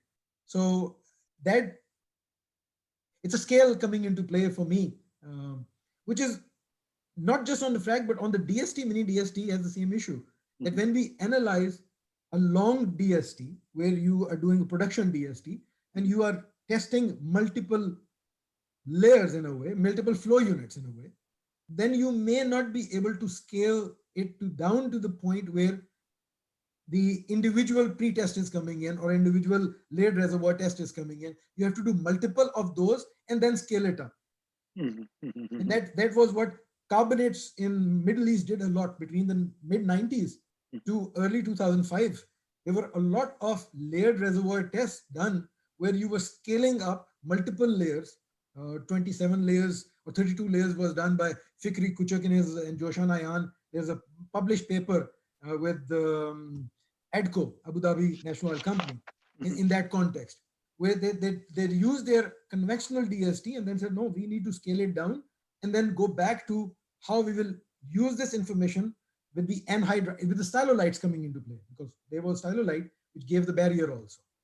So its leakiness goes the same way. I don't know if I would address your answer directly or completely sidetracked. Hani, feel free to step in. Yeah, no, thanks, Shahid. Really nice overview, by the way. Really commend you for that. Thank you. And thank you for all your kind comments. But yeah, scaling up in general from smaller measurement is inherently more definitive way to go than the other way around, scaling down, that is, because the latter is almost by design ill-posed problem, right? There's an unlimited number of combinations you could potentially make. Having said that, always comparison of multitude of scales is a very useful thing to do. So to answer your question, has that been done? Yeah, surely. Both on the microfracturing side of things, combining those with what we would call extended leak-off tests has been done. And in general, if you do things right, if you do things in a methodical way, the answers are very comparable. Comparable doesn't mean they're identical. It means they are reconcilable, basically, right? You can reconcile what you're observing on a smaller scale with what you see on a larger scale. As Shahid pointed out, when you go larger intervals, in general, it's difficult to tell exactly where is it that you're propagating your frac, and or the inverse is also true if you're testing. So if you're doing inflow, the same conclusion, as he pointed out very accurately, also applies. If you make enough measurements and you reconcile them with either a reservoir model and or a larger scale test, if you do things methodically, then usually you get good results that way. Thank you, Hani. I appreciate it. One of the questions to Shahid, probably from me. Shahid, you mentioned, I believe, if I didn't get it wrong, that if you fracture a formation and the formation testing is a little bit better. Well, from that perspective, I go back to unconventional again. I said we have a fractured shale reservoir, and then you also did induced fracture, like hydraulic fracturing or whatever fracture we do in shale, as you know, and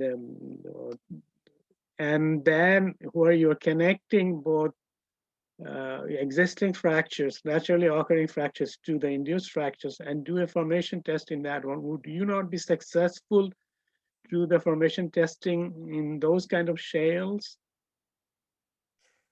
So just to clarify, when I use the word fracturing or the induced fracturing, it is not meant to be in conventional reservoirs.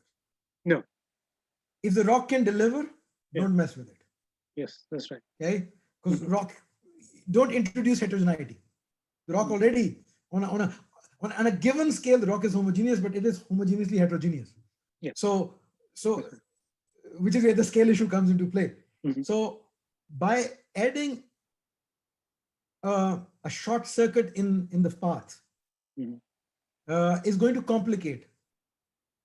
If you are using a probe-based, which is a very efficient way to test the formation, is using a probe-based technology. You just go in and set the probe. And probe is going to set on a very small scale. And if it sits on a fracture, it's only going to communicate back with the borehole rather than going forward. So you end up with a no communication rather than a good communication. So in general, we want to avoid fractures. Now, if fractures are such that we can isolate the fractures and we can have a dual packer where fractures are in the middle or somewhere in this 1 meter interval, or even we can increase the 1 meter to 3 meter or 10, whatever that interval is, then it is good that we are isolating the high perm zones as long as the high perm zones communicate with the low perm zones. We may end up with a dual porosity response or a dual permeability response, but at least it will give us a response which we may not see from a very tight rock itself. So in unconventionals, there is work in progress, not completely defined yet, where we are introducing fracturing and then trying to help the rock to deliver, because we cannot communicate with the rock in the time imposed upon us in the open hole time period. We said, put a permanent gauge and then wait for a build-up, and it will take God knows how many months for the pressure to build up. Yep. So leak off may be a quicker way for us, and change the leak off rates, and then see how those pulse can be then extrapolated. And that's a methodology trying to evolve, that we may not see the absolute value, but it is more like a P extrapolated or a P star kind of a thing. That's where the work is. Can we have some idea about the formation pressure in these rocks, which are still classified as one group of unconventional? Within those, we could have a multiple order of magnitude permeability contrast. 10 raised to the power -6 to 10 raised to the power -5, below 10 raised to the power -6, and above 10 raised to the power -4. So you will resort more towards fall off. So that is where we are today. That fall off seems quicker way for us to extrapolate rather than going the build-up way. Build-up, yeah. That's what I've seen so far. Again, it's a work in progress. Great, thank you so much. You're welcome. Anyone else? Anyone else has any question to Shahid or Hani, or to anyone else in the group? I will bring you all to my right, and I will next time go back to my single screen. I like the two screen, but two screen is confusing me a little more, and probably if I'm confused, you are confused also. You just have to get used to it. And this is a question out of ignorance here, and I'm just curiosity. Curiosity, yes. Horizontal well. You had a slide there. One of the slides where the rock shifted. It seemed like you were the cartoon one. Yeah. So a case like this one, like that one, for example, let's say that part of that field has already been completed conventionally. And when I say the words conventional and unconventional, I'm speaking about completions. Correct. Conventional way of completions. Right. So conventional, I imagine the well vertical, and you have different formations in your testing. Unconventional are mostly all horizontal, right? So in the case of that drawing there, that well that you had there, and let's say that we had depleted part of that section, but other areas of that shifted, lack of few words, there may be some better pressures, or say higher pressures in different sections of that horizontal. Do you go and test different sections of both areas? So, title of next talk: formation testing in the LWD world. Okay. And LWD is primarily in high angle wells. That is what LWD is mostly used for. High angle.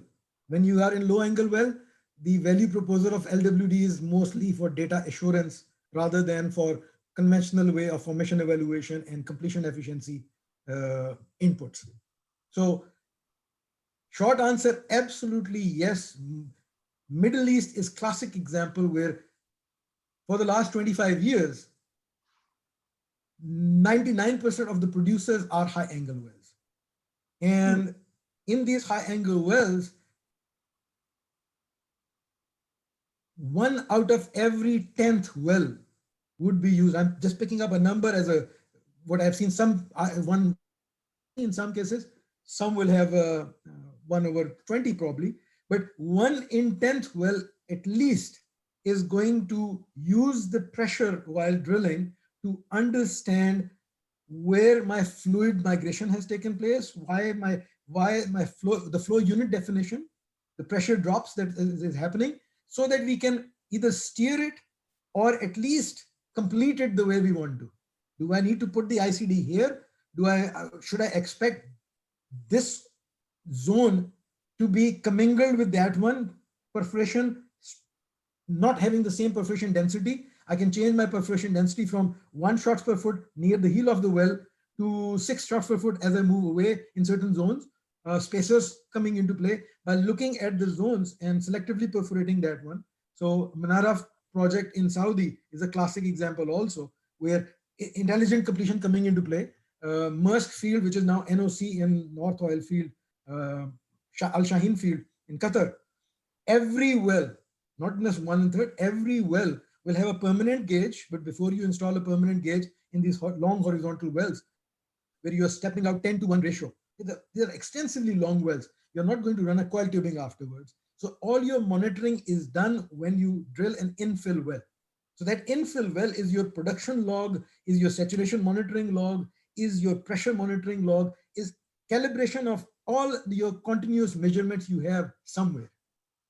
So pressure comes as the inner boundary one. Then they do viscosity, because API is varying. So you calibrate your API variation, your GOR variation. So these horizontal wells become the best data providers, because you're looking at that thing instead of having the 2 vertical wells which are miles away, right? So, and pressure has been, so the next time will be discussion, little more probably it will go in that direction also, that when you are in vertical well, it doesn't matter whether the probe is facing this way or this way or this, well, it cannot face that way. It's only going to face azimuthally somewhere, but in a horizontal well, the probe facing down and the probe facing up means 2 very different things potentially. You could have a groove on the low side, you can have higher asymmetric invasion effect. So formation testing in a high angle well has its own challenges as well as its benefits. But the benefit is to link it to completions in the short term and recovery factor in the long term. Picking up on your question, Shahid, I want to ask you, you said in Middle East, more than 90% of the wells are high angle wells. Is Correct. that because they're in carbonate, or we have vuggy porosities, then stalolites and fractures and all that? Is that because of that reason you can't drill the well smoothly? It has a lot of high angle deviations, and is that what it is? So that could be one of the reasons. MRC concept, the maximum reservoir contact, comes into play because the average PI well, and I take Al Shaheen field as an example, that when the DST was done in Al Shaheen field in mid 1970s by Shell, the well produced 100 barrels per day from that prolific reservoir today. And it was, DST was 100 barrels per day. And the PI was 1 or less. It was relinquished. It was given back to Qatar Petroleum. Then Maersk came in with their knowledge of the long horizontal wells they drilled in the chalk environment in the Norwegian sector. And then they came and said, we can drill in these different layers and we can go and commingle them and or selectively let them steer in those ones. And those wells now produce a 10,000 barrel flash production, stabilizing at 3, 4, 5,000 barrels. But in FDPs is coming in, and the field is producing, has been producing 300,000 barrels per day for quite some time, 25 years plus. So, which is a major producer, but there's a voidage that you create, you monitor that. But it is all geosteering based, high angle horizontal wells with 3 to 5 minute RC rock as the main metrics that is giving you. Now you could have other reservoirs, Shoaiba, Saudi. You go into that field, that is a much better quality rock. But over there, and you will leave it mostly barefoot also. So the multilaterals barefoot, easy to drill, not easy to complete, and not easy to stimulate later on, and not easy to produce evenly. So the dilemma was, can we see the depletion the way we have drilled it? Can we let all 5 laterals give us the same volume that we want them to give. And eventually 1 or 2 laterals is what we see normally in Saudi, in Middle East now. They don't go for multilaterals the way they used to, but it is 1 or 2 horizontal wells, which will allow us to produce with the PI of 10 or more, with the rocks which have a heterogeneity primarily through the carbonates coming into play. But even in sandstones will probably have 60-degree coming in. So you can log it on wireline wherever possible also, 50 to 60-degree wells in those 100 millidarcy or higher sandstone. But if it is less than 100 millidarcy, and I'm picking up a number, and the rock and the thickness comes into play, right? So some of the KPIs is the thinner the reservoir, better to go with high angle well. The thicker the reservoir, the higher the permeability, and the well has 100 barrels per day per PSI, PI. In any case, you may not gain much by having a high angle well. A vertical or a slightly deviated well is good enough. So Middle East doesn't have too many of those high perm sandstone Angola-based reservoirs. So they are more high angle, although Angola also has plenty of high angle chevrons. You go to Sakhalin, all those wells are all high angle wells, whether they are rim that we are producing, by is coming in, infill wells are all high angle, and we hardly have new fields discovered. There are a lot of infill drilling, which is there to increase our recovery factor from 10% to 25% plus.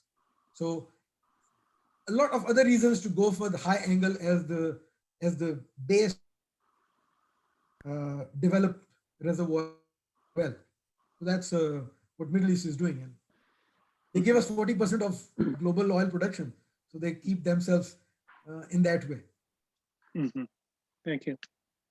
Sakhalin is mainly sandstone. Sakhalin is sandstone. Sakhalin is where you have to look at the sand coming into play. So there is a challenge on the gravel packs and all the other stuff. Because of the poorly consolidated sands, right? Barely consolidated, yeah. Yeah. Mm-hmm.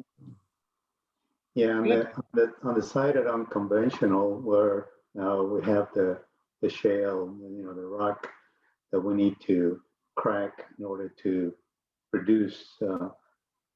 It's a different challenge, obviously, and due to that, because we have to utilize so much horsepower to crack the rock, becomes very expensive operations.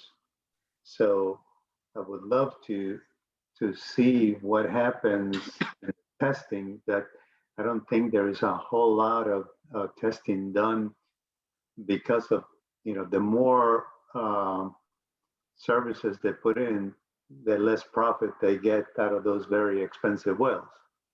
So I understand that. We already are very expensive with the little bit that we do there. So, but Carlos, on that note, because the AFE of a well is also a very strong driver for what technology is considered as cost, what technology is considered as investment. So when we have tens of millions of dollars as the AFE of a well, you can put a bottom hole assembly with a lost in hole risk of $1 million plus. But if your well is $1 million in itself, you're not going to put anything which has a $1 million of lost in hole risk.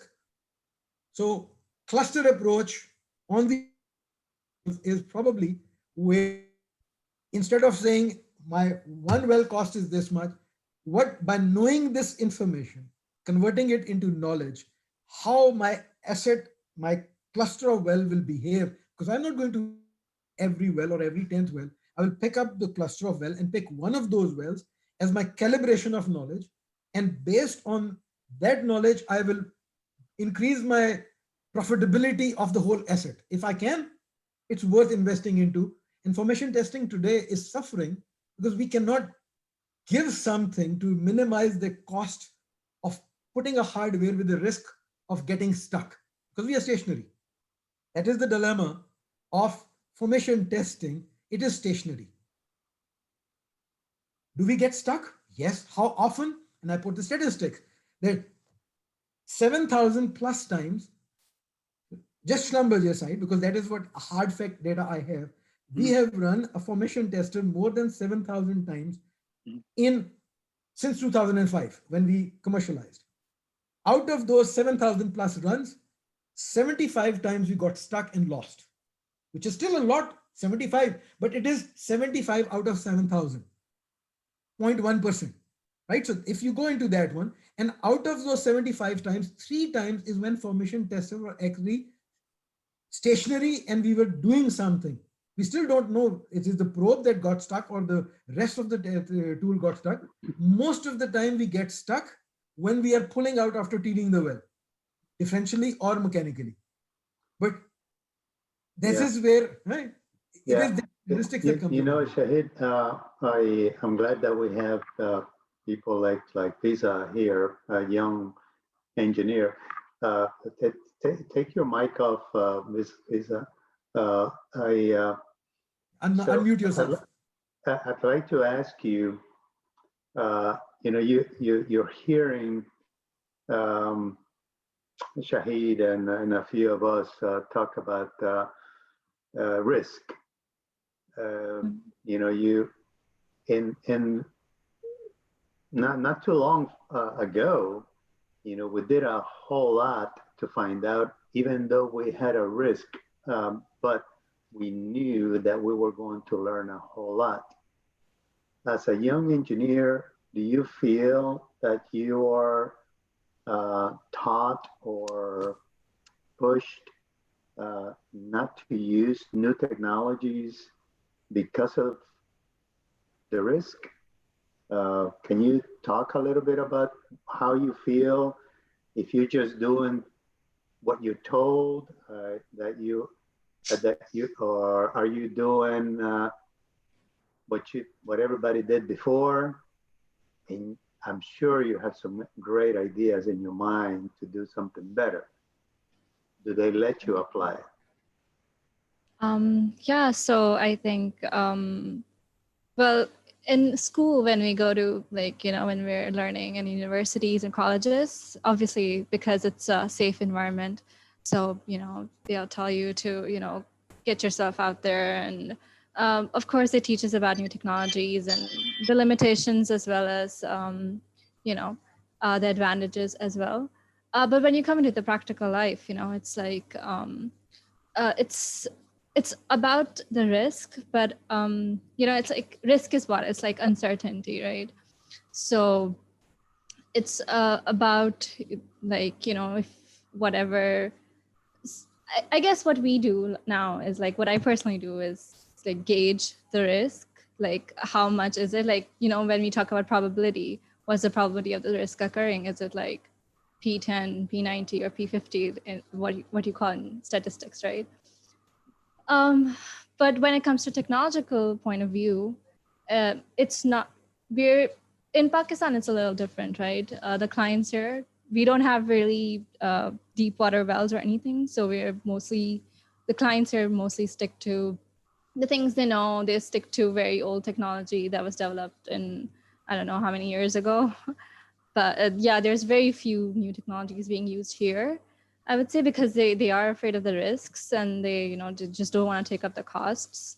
But I do agree that maybe I don't know if they know the applications of it. Like mostly, I don't know, people think it's for LWD technology is mostly for, you know, the deviated wells, or only for exploration or appraisal wells where you don't know the reservoir really well. But I think it has a lot of opportunities in development wells as well, you know, in well placement and geosteering, geostopping can really help you optimize your production in a very huge way.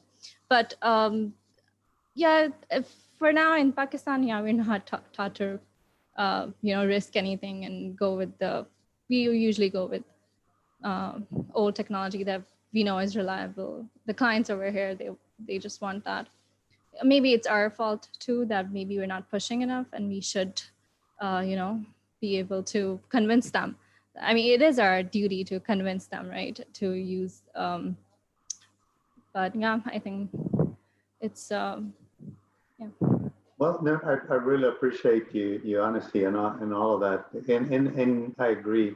It depends on the area that you work in, because some areas are more prone to hear more of technology, as a daily thing, where in other areas you don't.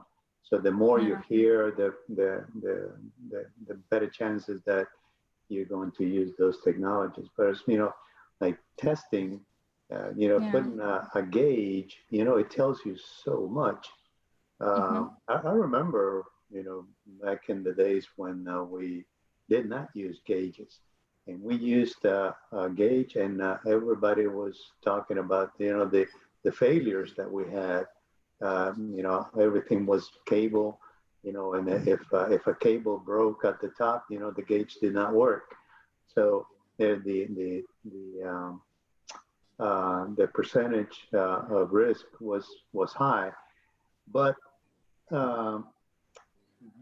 we took the value of learning more important than those risks.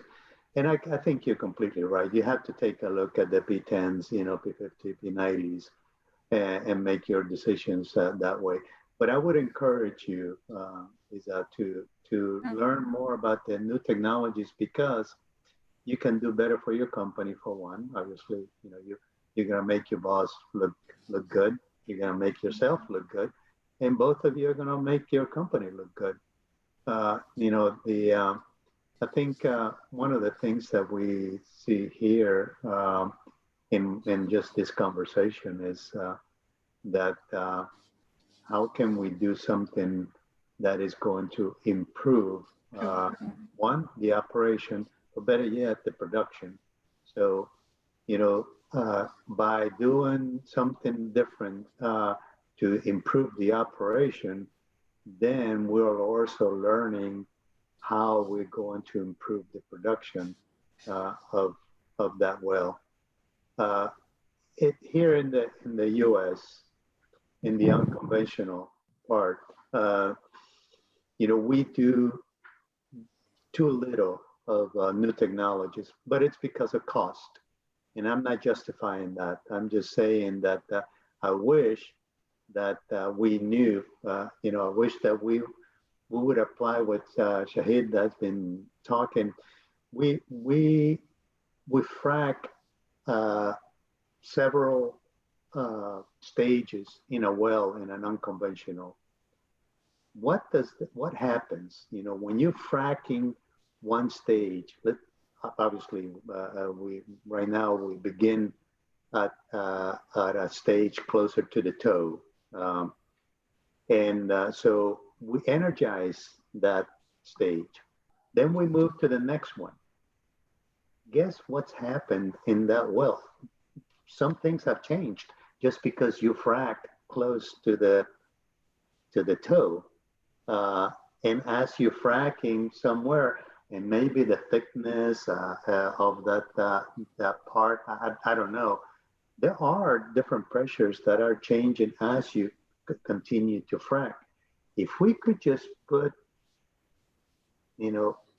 analyzers there in between, Shahid, I think, wow, we would be learning so much that we could lower the cost and risk.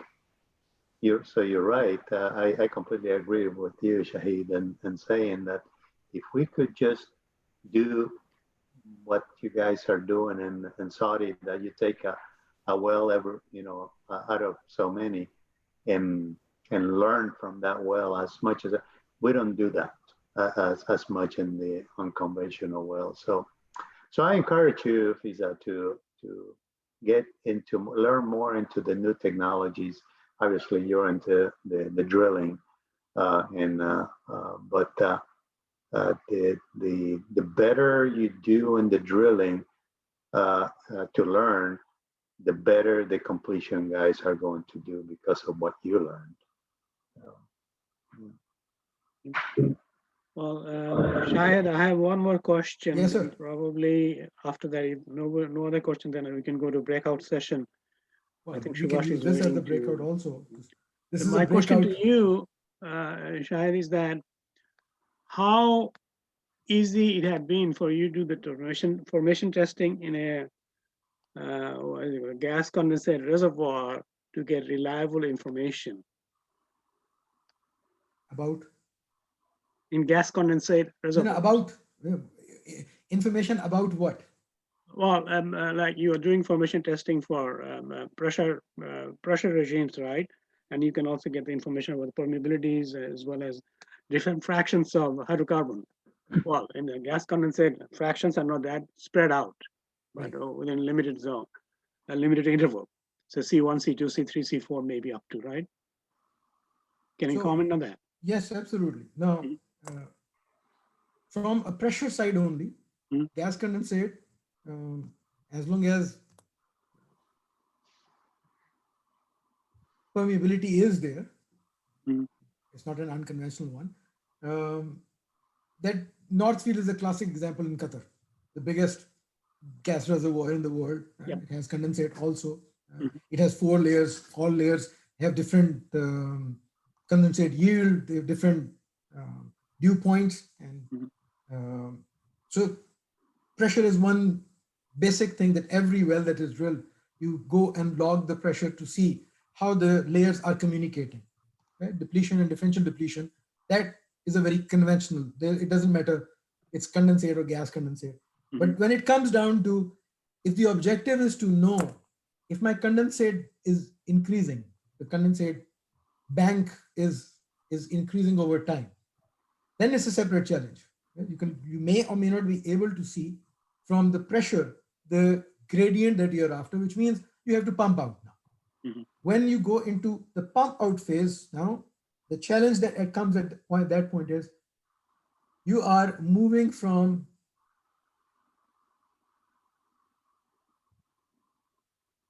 formation, the blue formation in the whatever fluid we have in the borehole, and the formation which is in the formation in the formation, if they are immiscible, and then it is relatively easy to know in a shorter period of time the composition of the fluid which is on the other side.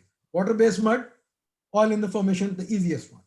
Or oil-based mud, water in the formation is still easier one. If you drill with water-based mud and you're in a gas zone, gas will come break through very quickly, very easy to see. Gas and condensate coming into play.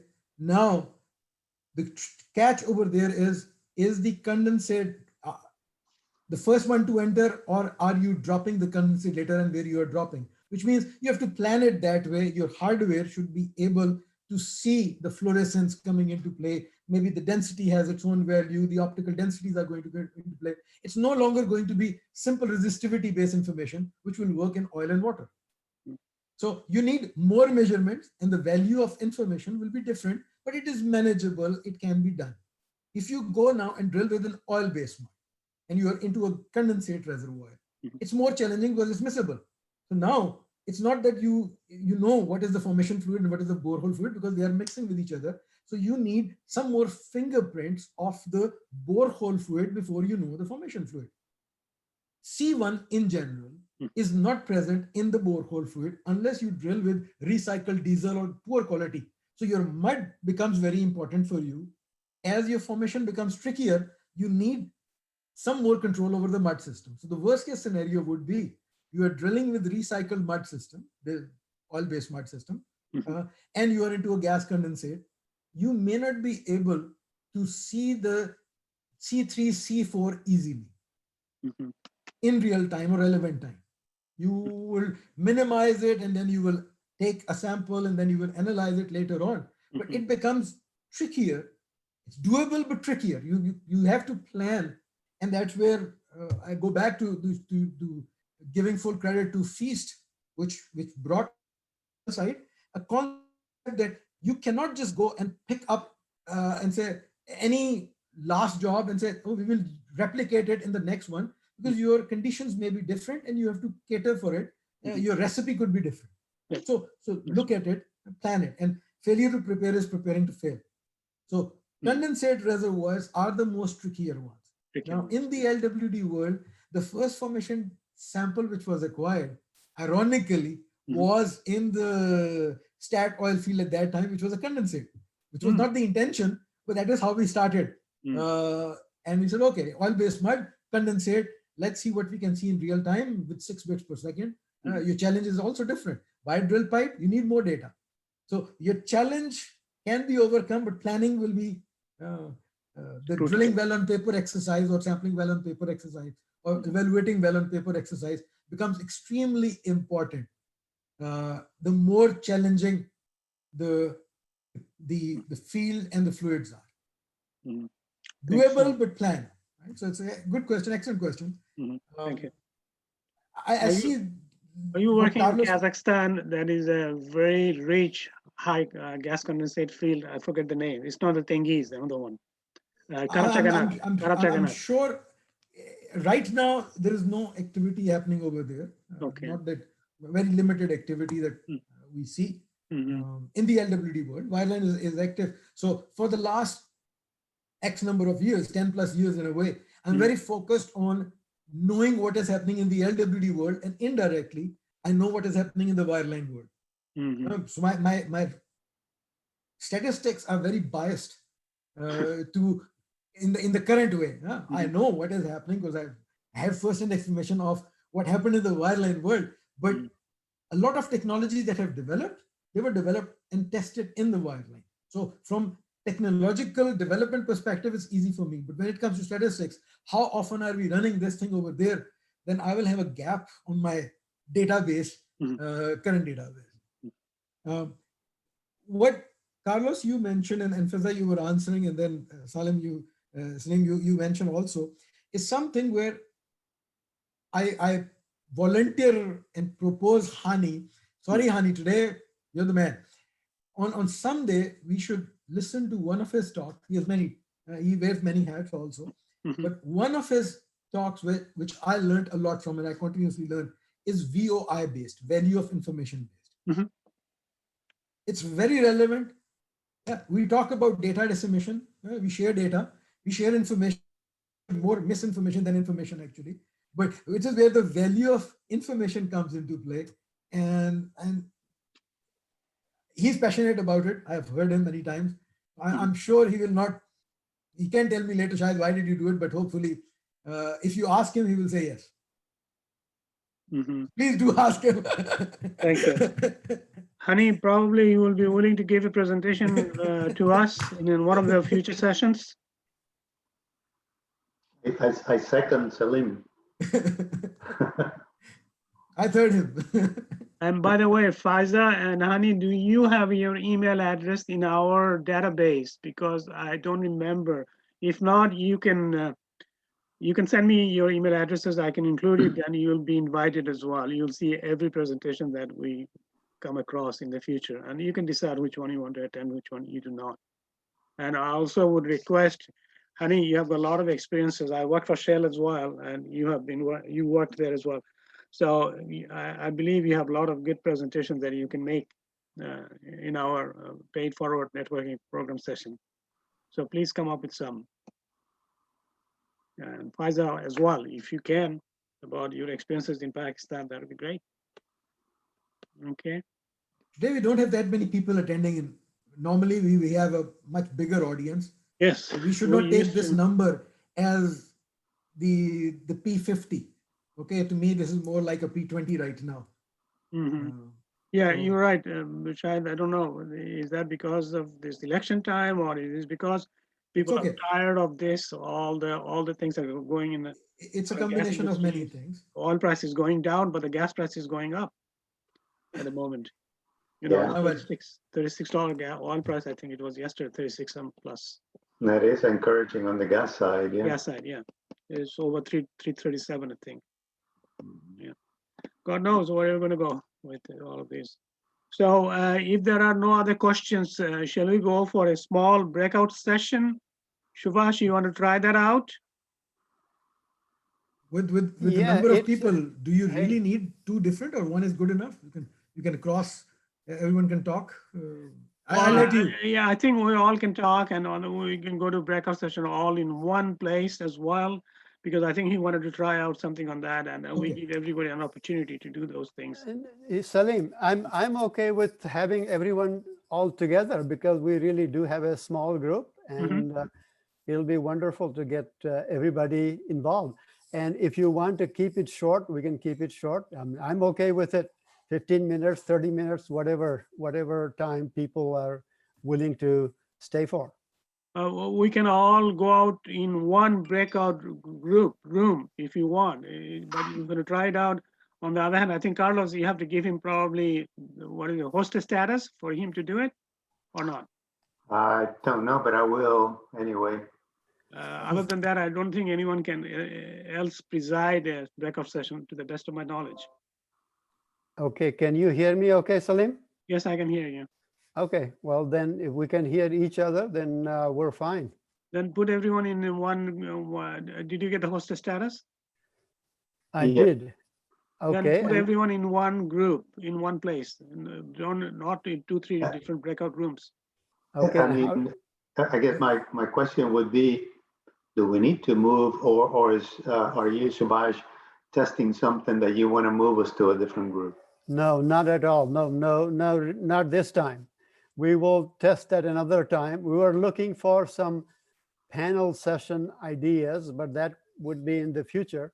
Mhm. Right now, it's okay. All of us need to, we can be in the one room, and we can all be involved in the discussion. Okay, go ahead. Okay, so- Should I, Carlos, should I stop the recording right now, or we can do it later? Yeah, you can stop recording. Yeah. But after you stop the recording, you don't leave because that No. way you. No, you just stop the recording. Uh,